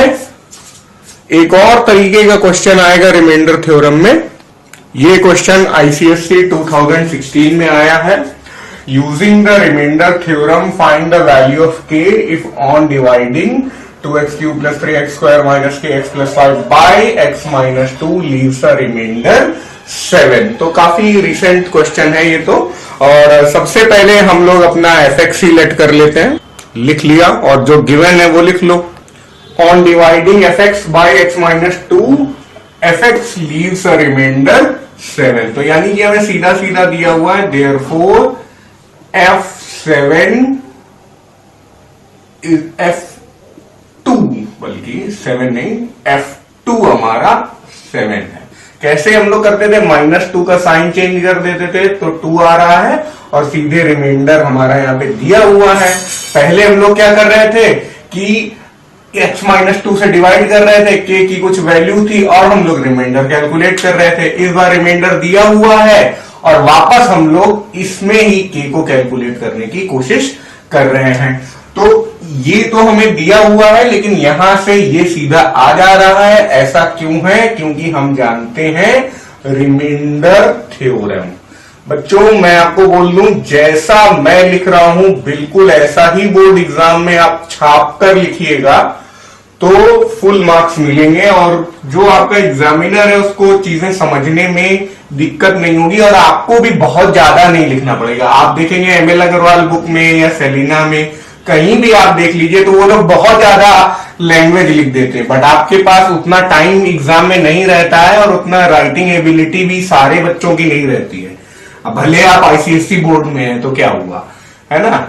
चलिए, तो अब x की जगह हम लोग 2 रख रहे हैं। 2³ + 3 2² - k 2 + 5। ठीक है, थोड़ा इक्वल टू के नीचे इक्वल टू मस्त लगता है देखने में। अब ये हो गया 8 × 2 16, ये हो गया 4 × 3 12, ये हो गया 2k और ये हो गया 5, ये हो गया 7। तो 16 और 12 28, 28 और 5 33, 33 में 7 गया तो 26 और 2k उस तरफ पहुंचा दिया कि आ गया आपका 13। बस यही आंसर है हमारा, के ही कैलकुलेट करना था। यहां तो आपको कुछ स्टेटमेंट लिखने की भी जरूरत नहीं। अब ये क्वेश्चन देखो, आईसीएससी 2020 में आया है, 3 मार्क्स का, बिल्कुल सबसे रिसेंट क्वेश्चन है। अभी भी 2020 ही चल रहा है लेकिन जून का महीना है और ये 2020 मार्च में आया था। तो सबसे रिसेंट क्वेश्चन हम लोग कर रहे हैं यहां पर, what must be added to the polynomial 2x³ - 3x² - 8x so that it leaves a remainder 10 when divided by 2x + 1। तो जो भी ऐड करना है उसको k मान लो। मान लिया। Let k be added to जो भी दिया हुआ है आपको पॉलिनोमियल। तो fx कैसा दिखने लगेगा k ऐड होने के बाद? तो ऐसा fx हो जाएगा। When fx is divided by 2x + 1 then remainder is f - 2। तो ये बात कैसे आ रही है? रिमाइंडर थ्योरम से, है ना। और वैसे तो रिमाइंडर हमें दिया ही हुआ है, 10 दिया हुआ है, तो बाद में जो f - 1/2 आएगा उसको 10 से इक्वेट कर देंगे। चलो अब f - 1/2 निकालते हैं। 2 - 1/2 whole cube - 3 - 1/2 whole square - 8 - 1/2 plus k का तो कुछ कर नहीं पाएंगे, है ना। और f - 2 हमें दिया हुआ है 10, तो यही लिख दो 10 = तो काम आसान हो जाएगा। Given remainder is 10, therefore f minus 1/2 is equal to 10। ठीक है, तो इसका भी रीजन हम लोगों ने लिख दिया। अब 2 इंटू ये कितना हो जाएगा, क्यूब हो जाएगा, तो -1/8 हो जाएगा, -3 ये कितना हो जाएगा, -1/2 का होल स्क्वायर, तो 1/4 प्लस में आ जाएगा। ये आराम से कर ही सकते हैं, माइनस माइनस प्लस, चलो सीधा आ गया 4k, है ना, 4 प्लस k। अच्छा, उसको उस तरफ भी ले जा सकते हैं, लेकिन चलो रुक जाओ अभी थोड़ा। और ये हो गया -1/4, 2 कैंसिल कर देगा 8 को, ये हो गया -3/4, ये 4 हो गया, ये k हो गया। अब आप देख सकते हो कि यहां पे 3 + 1 -4 हो जाएगा, -4 डिवाइडेड बाय 4 -1। ठीक है, समझ में आ रहा होगा। इतने से आप -1 बना लीजिए, तो 4 - 1 कितना हो गया, 3 हो गया, यानी ये सब 3 है, तो 3 उस तरफ चला गया, है ना। अरे चलो कर दें यार, तुम लोग फिर गुस्सा हो जाओगे, ये सब कुछ वर्बली हो रहा है। चलो ये हो गया -4/4 + 4, ठीक है। बस जगह नहीं है इसलिए मैं थोड़ा सा कंजूसी कर रहा था। तो ये इधर आ जाएगा तो 10 + 1, और ये इधर आ जाएगा तो -4। तो आपका कितना हो जाएगा, 10 + 1 11, 11 में से 4 गया 7, तो हमारा जो k का वैल्यू आ गया वो 7 आ गया। तो बस यही हमारा आंसर हो जाएगा। अब लेकिन k उन्होंने अपनी तरफ से बोला नहीं है, तो k को आप यूज नहीं कर सकते, इसलिए आपको आंसर सबमिट कैसा करना पड़ेगा, देख लो। Therefore the number to be added is 7। तो ये हुआ हमारा आंसर। ठीक है, 2020 का क्वेश्चन निपटा दिया हम लोगों ने।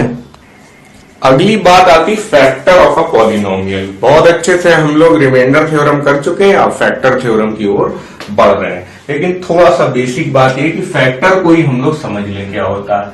ये बिल्कुल आप जानते होंगे कि जैसे 51 है, तो 51 को हम लोग लिख सकते हैं 17 × 3। तो हम क्या बोलेंगे, 17 is a factor of 51, 3 is a factor of 51। अब मान लो कि हम लोग कुछ ऐसी वैल्यू ले लेते हैं, fx is equal to gx into hx। कोई दिक्कत नहीं है, वैल्यू का मतलब क्या है, ये एक पॉलिनोमियल है, काफी बड़ा पॉलिनोमियल होगा, ये भी एक पॉलिनोमियल है, ये भी एक पॉलिनोमियल है। तो जाहिर है कि ये दोनों थोड़े छोटे छोटे पॉलिनोमियल होंगे, ये बड़े पॉलिनोमियल होंगे। इसकी डिग्री इन दोनों से ज्यादा होगी या बहुत ज्यादा होगी, तो बराबर होगी। यहां पे आपके fx, gx, hx ये सब क्या है, नॉन जीरो पॉलिनोमियल। क्योंकि सही बात है, कभी भी जीरो नंबर भी किसी का फैक्टर नहीं होता, उसी तरह जीरो पॉलिनोमियल भी किसी का फैक्टर नहीं हो सकता है। तो जो सीखा उसे बक्से में बंद कर दिया। fx is equal to gx into hx, अगर ये कंडीशन होल्ड करती है, then gx is a factor of fx and hx is also a factor of fx। इसको आप इस तरह से भी समझ सकते हैं, फैक्टर जैसे यार ये भी तो करते थे हम लोग ना, कि 51 को डिवाइड कर रहे हैं 3 से, तो यहाँ पे आ गया क्या 17। उसी तरह हम लोग मान लो डिवाइड कर रहे हैं hx से। ये थोड़ा अजीब लग रहा है देखने में, बट कोई दिक्कत नहीं है। तो यहाँ पे आ जाएगा gx, है ना, और ये डॉट डॉट डॉट डॉट करके यहाँ पे जीरो आना जरूरी है, मतलब कोई रिमाइंडर ना आए। यहां पे भी क्या होगा, कोई रिमाइंडर नहीं आएगा, जीरो आएगा, है ना। तो इस तरह से आप, वैसे यार ये डिवीजन थोड़ा जल्दी कर दिया, ये आप कर भी लेंगे, ठीक है। तो आप ये समझ लीजिए कि फैक्टर की बात तभी होगी जब रिमाइंडर जीरो आ जाए। इस बात को हम लोग आगे भी यूज करेंगे जब रिमाइंडर थ्योरम को फैक्टर थ्योरम से कनेक्ट करेंगे। अब ये जो बात यहां पे लिखी है, इससे ये हो रहा है कि ये कंडीशन होल्ड हो रही है, तो gx भी इसका फैक्टर है fx का, और hx भी फैक्टर है fx का। अब एक एग्जांपल और कर लेते हैं पॉलिनोमियल के फॉर्म में, तो ये बात थोड़ी सी और समझ में आ जाएगी। अब देखो, ये रहा अपना पॉलिनोमियल के फॉर्म में एग्जांपल, ये क्वाड्रेटिक पॉलिनोमियल है, ये दोनों पॉलिनोमियल है, बिल्कुल देखो इस तरह। है ना। तो अब हम आराम से बोल सकते हैं, अगर ऐसा ट्रू है, आप चेक कर सकते हैं यार ये सही होता है, इसका स्प्लिट द मिडिल टर्म आप कर लो तो ये आ जाएगा। जरा कमेंट्स में करके दिखाना मुझे, जो ना कर पाए तो बताना, फिर मैं बताऊंगा उसे। बहुत आसान है, स्प्लिट द मिडिल टर्म है, क्वाड्रेटिक में पढ़ाया जाता है ये। अगर आपको ये चीज नहीं आती है तो क्वाड्रेटिक का वीडियो जाकर देख लीजिए।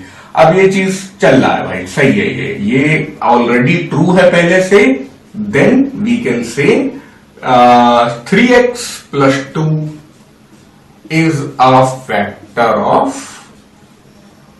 क्या, ये बड़ा वाला है ना पॉलिनोमियल, 3x² + 11x + 6, ये सही है। ऑल्सो दूसरा वाला भी, x + 3 is a factor of यही 3x² + 11x + 6। तो फैक्टर कैसे बनता है ये बात हम लोगों ने समझ ली। ये रहा अपना factor theorem. If fx is a polynomial and alpha is a real number, then x minus alpha is a factor of fx if and only if x की जगह रखेंगे अल्फा, यही वाला f alpha is equal to 0।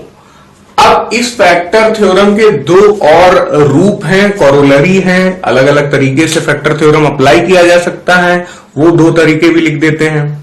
शुरुआत की बात वही, if fx is a polynomial and alpha is real, देखो वही लिखा है, then x + alpha is a factor of fx if and only if f - alpha is equal to 0। कुछ नहीं किया है, माइनस अल्फा की जगह प्लस अल्फा कर दिया है, तो अल्फा की जगह माइनस अल्फा हो जाएगा, है ना।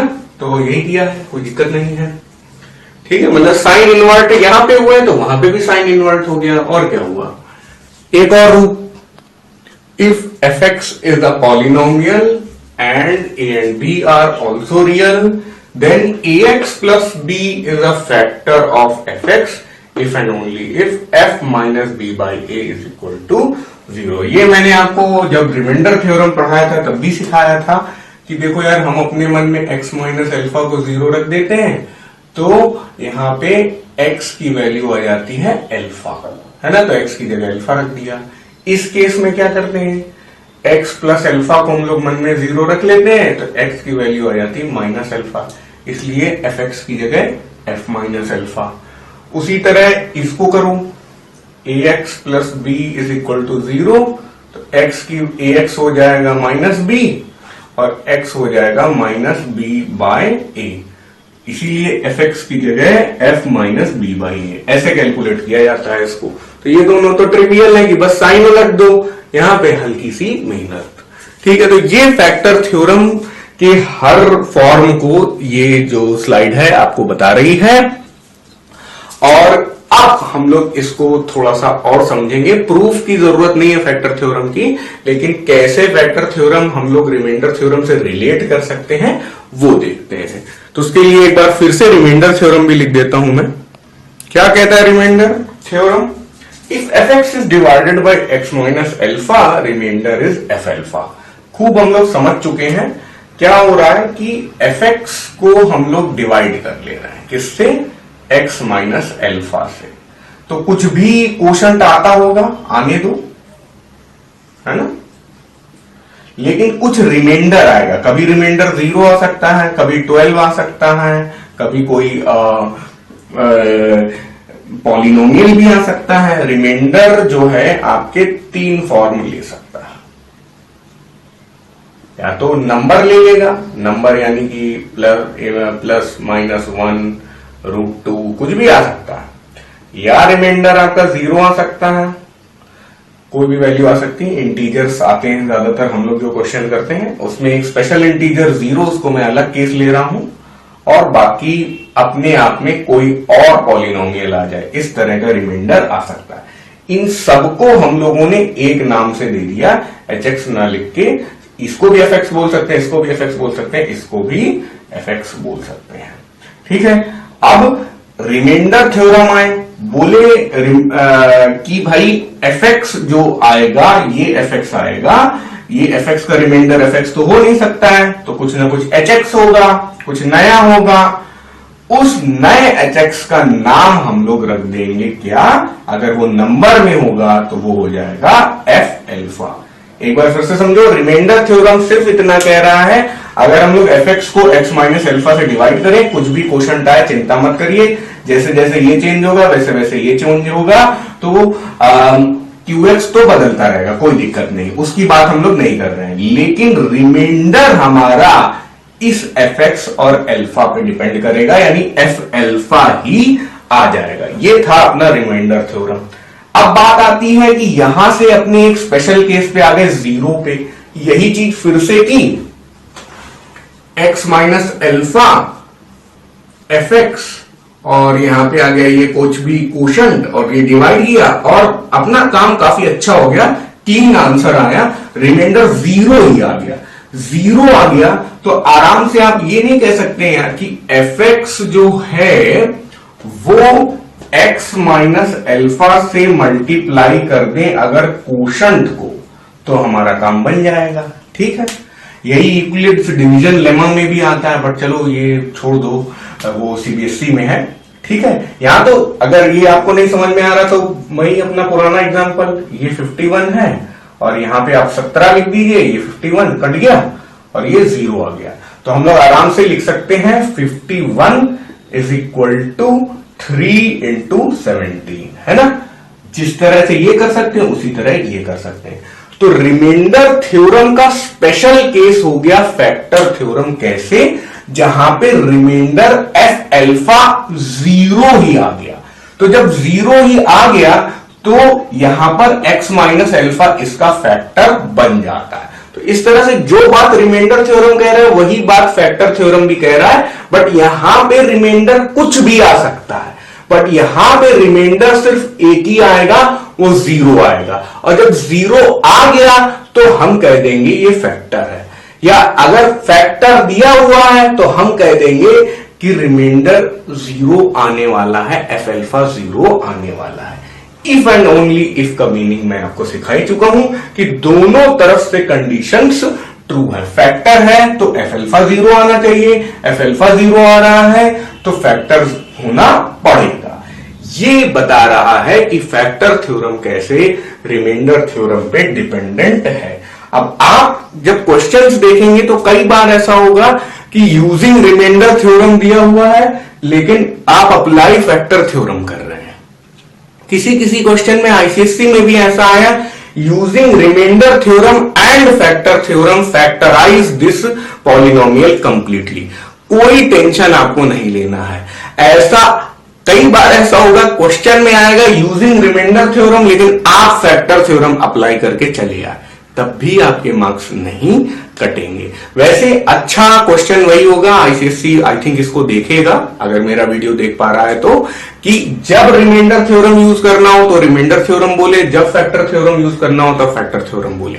बट एमएल अग्रवाल में बीच में कहीं ना कहीं कई बार मिक्सअप हुआ। बच्चों ने कमेंट किया कि सर यहाँ पे तो ये वाला थ्योरम बोल रहे हैं, आप वो वाला थ्योरम लगा रहे हैं, बट वो कोई प्रॉब्लम नहीं है। यहां से मैंने आपको समझा दिया कि रिमाइंडर थ्योरम फादर थ्योरम है और उसका चाइल्ड है factor theorem. So the child is always dependent on father. ये ज्यादा जनरल टर्म है, ये इसका स्पेशल केस है, इसलिए ये हो गया फादर और ये हो गया चाइल्ड। सन भी बोल सकते हैं बट मैं जेंडर बायस्ड नहीं होना चाहता।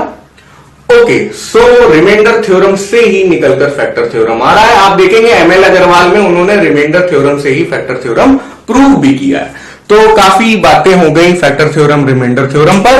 अब हम लोग क्वेश्चंस कर लेते हैं फैक्टर थ्योरम पे। आईसीएससी 2001 में आया था ये और 6 मार्क्स का आया था। अब तो कभी नहीं आएगा 6 मार्क्स का इतना आसान क्वेश्चन, इतना छोटा क्वेश्चन।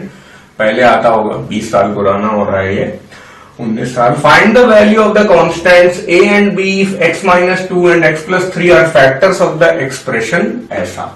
इसका बड़ा एक्सप्रेशन है, इसका नाम हम लोगों ने अपनी तरफ से fx रख लिया। ये रेड पार्ट में ही क्वेश्चन है आपका, और आ सकता है ऐसा क्वेश्चन, बट अब 6 मार्क्स का नहीं आएगा, 3 का आएगा, या बहुत ज्यादा होगा तो 4 का आएगा। ठीक है, सेक्शन ए सेक्शन बी दोनों में आता है भाई रिमाइंडर फैक्टर थ्योरम, तो अच्छे से पढ़ना चाहिए। हर चैप्टर दोनों सेक्शन में आता है लगभग, है ना। चलो, तो एफ एक्स हमने ये मान लिया है, आपको ये दिया हुआ है कि x माइनस टू इसका फैक्टर, ये बात लिख लेते हैं, ठीक है। Since x minus two is a factor of F x, ऐसा हमने कैसे कह दिया, ये तो गिवन ही था, तो इसका मतलब ये हो जाएगा f2 इज इक्वल टू 0। इतना दूर f2 क्यों लिखा, क्योंकि अब इस पे f2 रखने वाला हूं मैं, ठीक है। तो अब ये बात कैसे आ गई, ये अगर ट्रू है तो ये बात ट्रू है, क्यों हो रहा है ये, इसलिए क्योंकि हम लोग अप्लाई कर रहे हैं यूजिंग नहीं, केवल बोलेंगे फैक्टर थ्योरम। यार फैक्टर थ्योरम यही तो कहता है, क्या कहता है, क्या होता है, चलो लिख लेते हैं फिर मिटा देंगे। इफ x माइनस एल्फा, यही वाला ना, is a factor of F X, then F alpha is equal to 0। तो x माइनस एल्फा की जगह x माइनस टू, वो है फैक्टर एफ एक्स का, इसलिए एफ एल्फा 0 है, तो एफ एल्फा की जगह f2। करते क्या, माइनस एल्फा है तो यहां पे प्लस कर लेते हैं, यहां पे माइनस टू है तो यहां पे प्लस 2 कर लेते हैं। तो आपको पूरा फैक्टर थ्योरम समझाने की जरूरत नहीं, आप सिर्फ इतना लिख के आइएगा, बाकी उन्हें आता है। अरे अरे अरे अरे, सब कुछ लिख दिया, ठीक है कोई बात नहीं। तो हमने क्या किया, फैक्टर थ्योरम मिटा दिया, और f2 इज इक्वल टू 0 पे थे ही हम, और सब जगह 2 रख दिया, 2 रख दिया, ये इज इक्वल टू 0 है ही। Values calculate, 2 cube 8, 2 square 4, 4 into A 4a, 2b minus 12, ठीक है सब बढ़िया चल रहा है।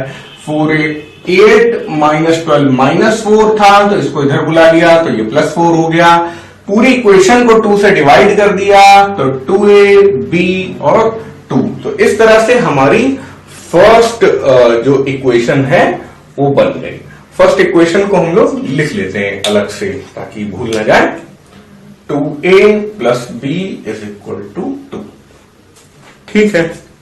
अब उसी तरह दूसरी इक्वेशन आ जाएगी, दूसरी कंडीशन से, x plus 3 is a factor of F X, therefore f minus 3 is equal to 0। फिर से वही बिल्कुल सेम प्रोसीजर कर रहे हैं, और फिर देखिए प्लस 3 था तो साइन इन्वर्ट करके माइनस 3 किया, पिछली वाले केस में माइनस 2 था तो साइन इन्वर्ट करके प्लस 2 किया, और बस रखते जाइए। यहाँ पे माइनस 3 पिछली बार मैंने आपको करके नहीं दिखाया था, इस बार कर देता हूं, माइनस 3 का whole square plus b into minus 3 minus 12 is equal to 0।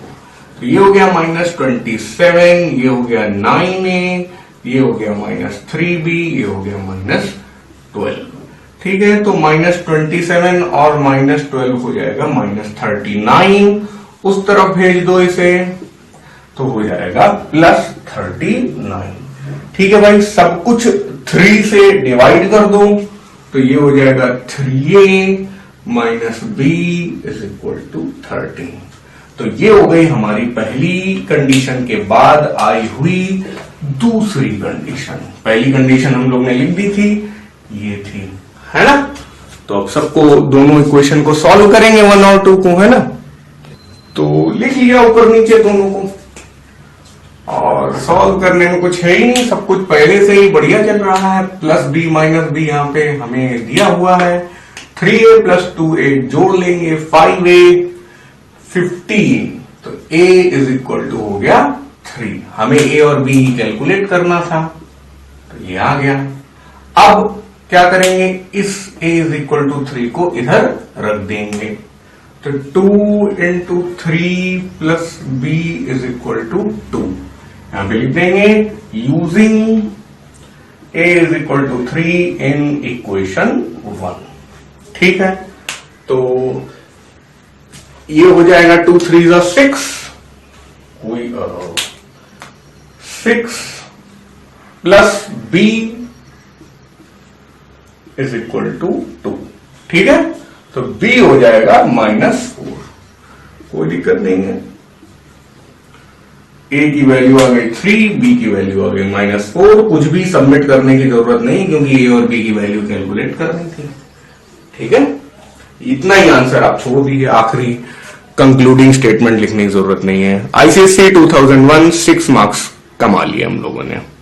ICSC 2008 4 marks का आया था। If x minus 2 is the factor of 2x cube minus X square minus P X minus 2, find the value of p। अब जब p आ गई तो p को इसमें रख दो with the value of p, factorise the expression completely. काफी बड़ा क्वेश्चन है, बहुत बड़ा क्वेश्चन है। इसके पहले 6 मार्क्स का जो आया था उससे बड़ा है ये 4 मार्क्स का, बट ठीक है। पहले 2001 में आसान क्वेश्चन आते थे, ज्यादा मार्क्स मिलते थे। 2008 में कठिन क्वेश्चन आते हैं, कम मार्क्स मिलते हैं। कोई दिक्कत नहीं है, जमाना चेंज हो रहा है, आप भी तो स्मार्ट हो रहे हैं। तब यूट्यूब नहीं था, अब है। तो लिखते हैं let fx is equal to 2x cube minus X square minus P X minus 2। ठीक है, आपको दिया भी हुआ है कि यार x minus 2 is a factor of, तो लिख लो x minus 2 is a factor of fx मानने का एक फायदा ये होता है कि बार बार इतना बड़ा नहीं लिखना पड़ता हम लोगों को। ठीक है, ये कैसे लिख दिया हम लोगों ने, ये तो गिवन ही था।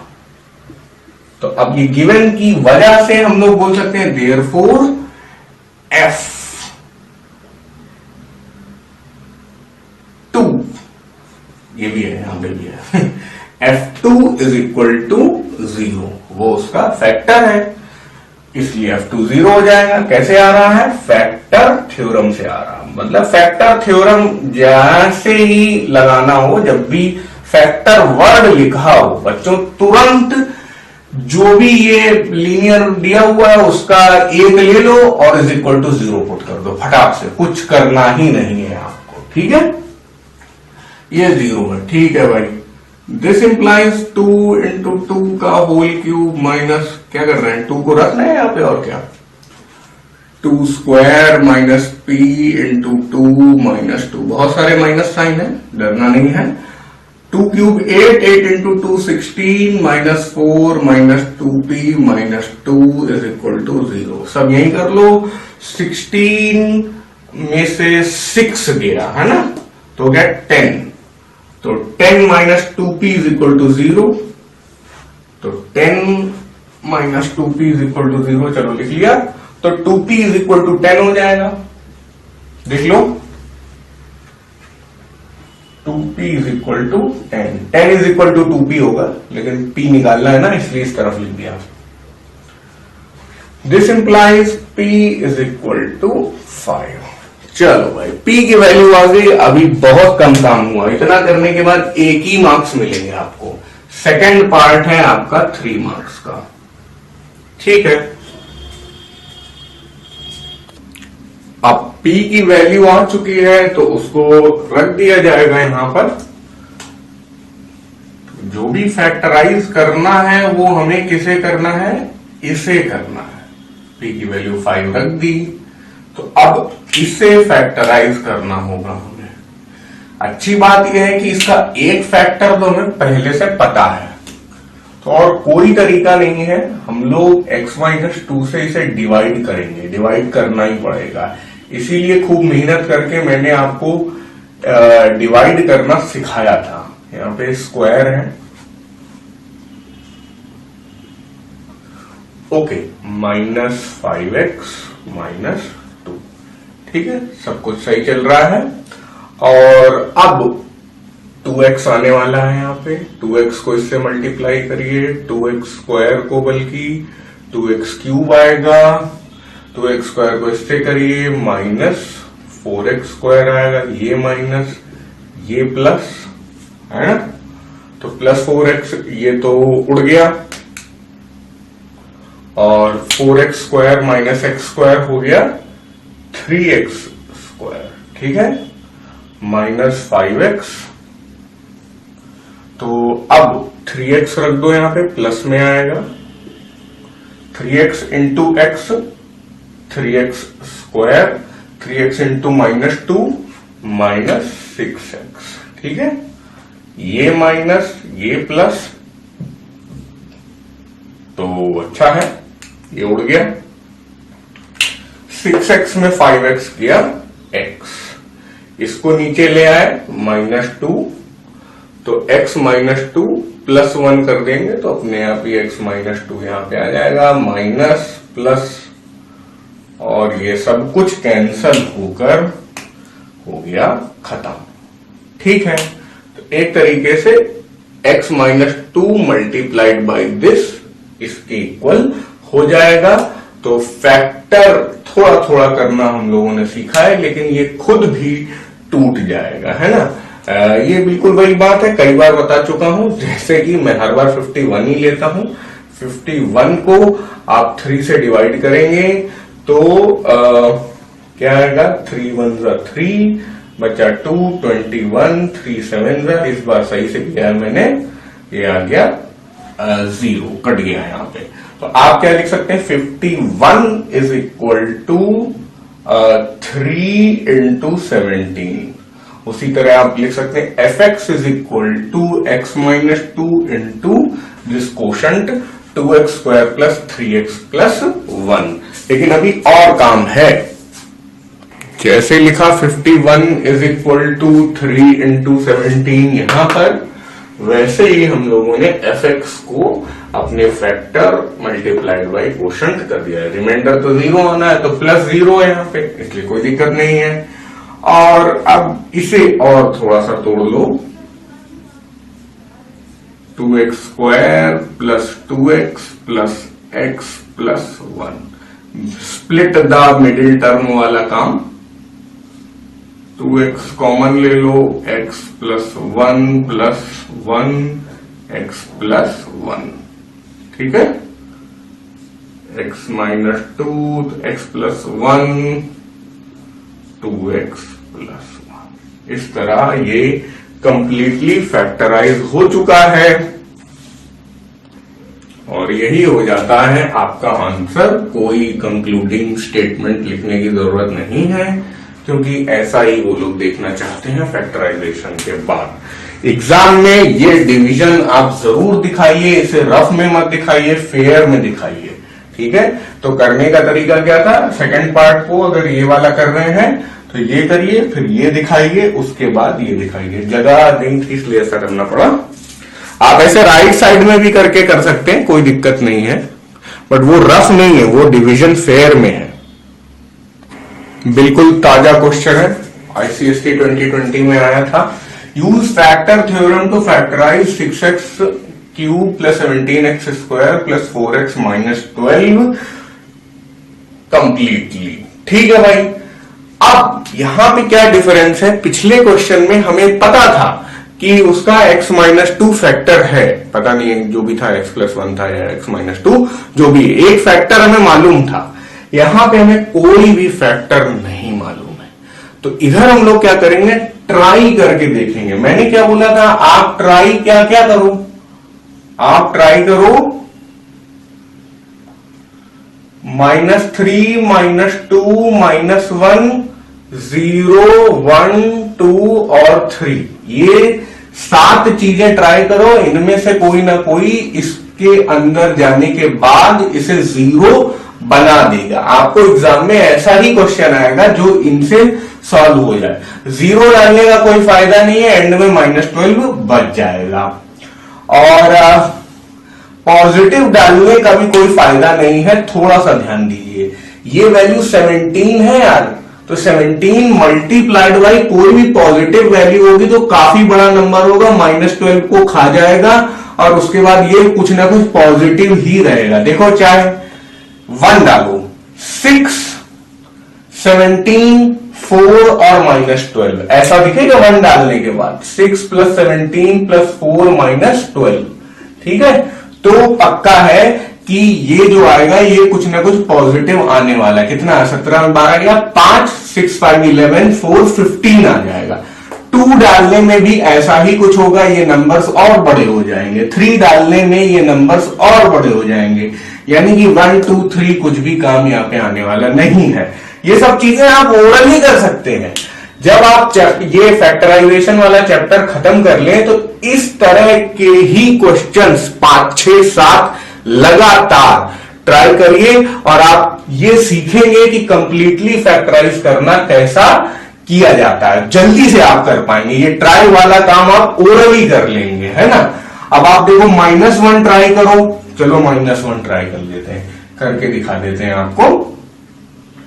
फिर जैसे यहां से यहां गए वैसे यहां से यहां गए, छोटी वैल्यूज से बड़े में जाइए। ऐसा मत करिए कि -3 से ट्राई करें, फालतू में बड़े बड़े कैलकुलेशन मत करिए। अब आपने -1 यहां पे डाला तो यार ये हो जाएगा -6, ये हो जाएगा +17 और ये हो जाएगा -4। तो यहां पर कुछ सही दिख रहा है, मतलब होते हुए 6 + 4 10 और 12 नेगेटिव में तो -22 + 17 है ना, -22 + 17। तो यार ये भी सही नहीं हुआ, 5 तो बच गया। अब हम लोग क्या करते हैं, -2 को ट्राई करते हैं, है ना। तो देखो इतना हम लोगों ने मन में ट्राई किया, इसको रफ में ट्राई किया, फेल हो गए हैं। उसके बाद चलो हम लोग -2 को ट्राई करते हैं। तो 6 × -2 का होल क्यूब + 17 × -2 का होल स्क्वायर + 4 × -2 -12। अच्छा, तो अब देखिए ये 3 मार्क्स का आया था, हो सकता है 4 का आया हो, मुझे याद नहीं है, बट ये डिजर्व 3 मार्क्स ही करता है। तो कमेंट्स में मत लड़ने लगिएगा कि 4 मार्क्स था, मान लीजिए 3 4 जो भी है, ठीक है।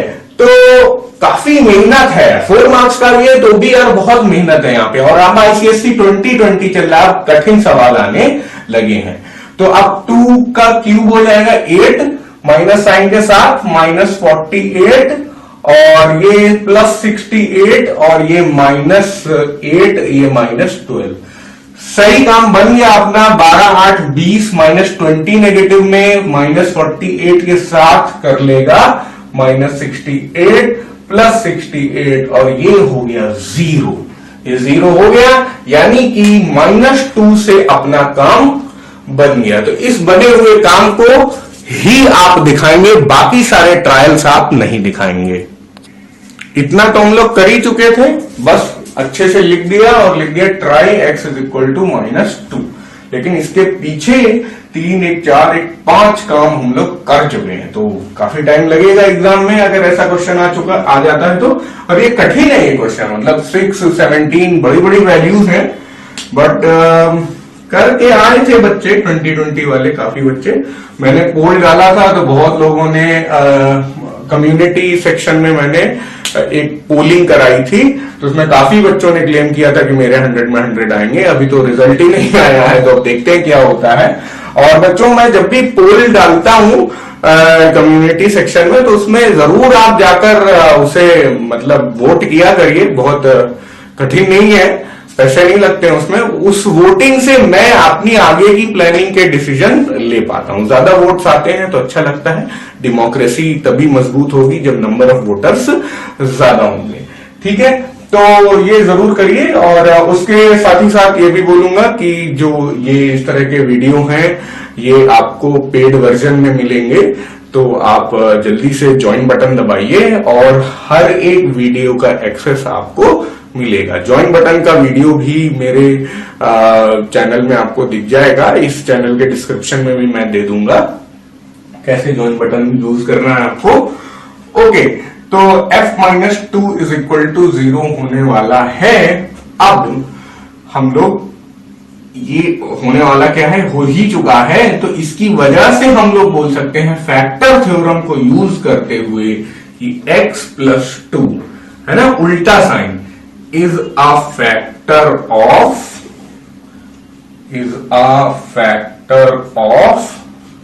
fx। ये कैसे हम लोग बोल रहे हैं, बाय फैक्टर थ्योरम। चलो सही, तो फैक्टर है तो डिवाइड करके दिखा दो। चलो डिवाइड करना शुरू करते हैं। x यहां पर है, यहां पे 6x³ है, तो 6x²। एक कम आना चाहिए, 6x² × x, 6x³, 6x² × 2 हो जाएगा प्लस 12x²। अच्छी बात है, माइनस साइन आने वाला है, तो रेड कलर 17 में से 12 गया तो क्या हो जाएगा 5x²। अब इसको नीचे लाएंगे तो हो जाएगा 4x। 5x² है तो यहां पे 5x। 5x इंटू x हो जाएगा 5x²। 5x इंटू 2 हो जाएगा 10x। ये माइनस तो ये आ गया, ये कैंसिल हो गया। 4x माइनस 10x हो जाएगा -6x -12। ठीक है, तो अब -6x है तो -6 यहां लाओ, -6 मल्टीप्लाइड बाई x हो जाएगा -6। ऐसी वैल्यू यहां पे लेते हैं कि इससे मल्टीप्लाई होके यही बन जाए, यही बन जाए, यही बन जाए, है ना। कई बार कर चुके हैं हम लोग, ये भी काफी प्रैक्टिस से आता है बच्चों। ये बहुत जल्दी हो रहा है मेरे हिसाब से यहाँ पे, लेकिन आप धीरे धीरे सीखिए, वीडियो को पीछे ले जाकर देखिए, वीडियो को स्लो करके देखिए अगर जरूरत है तो, और सब बढ़िया है। कैंसल हो गया, इसका मतलब एक बार हमने एस्टैब्लिश भी कर लिया कि x+2 इसका फैक्टर है। अब ये फैक्टराइजेशन में और मदद करेगा। अब तो सब कुछ हो ही चुका है, तो कंप्लीटली फैक्टराइज कर लेते हैं इसको। 4x - 12 इज इक्वल टू, यहां लिखना चाहिए बट चलो इधर ही लिख देते हैं, x+2 multiplied by 6x² plus 5x - 6। देखो इधर भी दिक्कत है, यहां पे भी स्प्लिट द मिडिल टर्म जल्दी बच्चा नहीं सोच पाएगा। 6 6 36, तो 36 से आपको 5 बनाना है, तो आप क्या बनाएंगे 9 - 4, है ना, नेगेटिव साइन है, मतलब 6 इंटू 6 -36 है, तो 9 मल्टीप्लाइड बाय -4 दे देगा आपको 5x। तो ये भी जल्दी बच्चा सोच नहीं पाता अगर प्रैक्टिस में नहीं है तो 6x² plus 9x - 4x - 6 x+2। देखते रहो, बार बार मेरा सर सामने आ जाता है। ओके, तो 6x में 3x ले लो, 3x प्लस 2x प्लस 3, है ना, सही जा रहे हैं, -2 2x प्लस 3। देखो, ओके, अब x+2 2x प्लस 3 कॉमन हो चुका है, बस अब अपना काम हो गया है, 3x - 2। तो इतने सारे फैक्टर हैं हमारे। तो होता यही है बच्चों कि अगर पावर 3 है तो 3 फैक्टर बनेंगे, पावर 4 है तो 4 फैक्टर बनेंगे, पावर 2 अगर होती तो 2 ही फैक्टर बनते। यहां पे पावर 2 थी तो देखो 2 ही फैक्टर, तो इसके 2 फैक्टर बनेंगे दोनों, ये बाहर से आया है। तो इसीलिए जितनी पावर होगी, जितनी डिग्री होगी, हाईएस्ट पावर होगी, उतने ही नंबर ऑफ फैक्टर्स होंगे। ठीक है, आपके में इमेजिनरी वाला केस नहीं आएगा। तो I think this is done now, और ये क्वेश्चन भी अब समाप्त हो चुका है। Let us do the rituals of red बक्सा।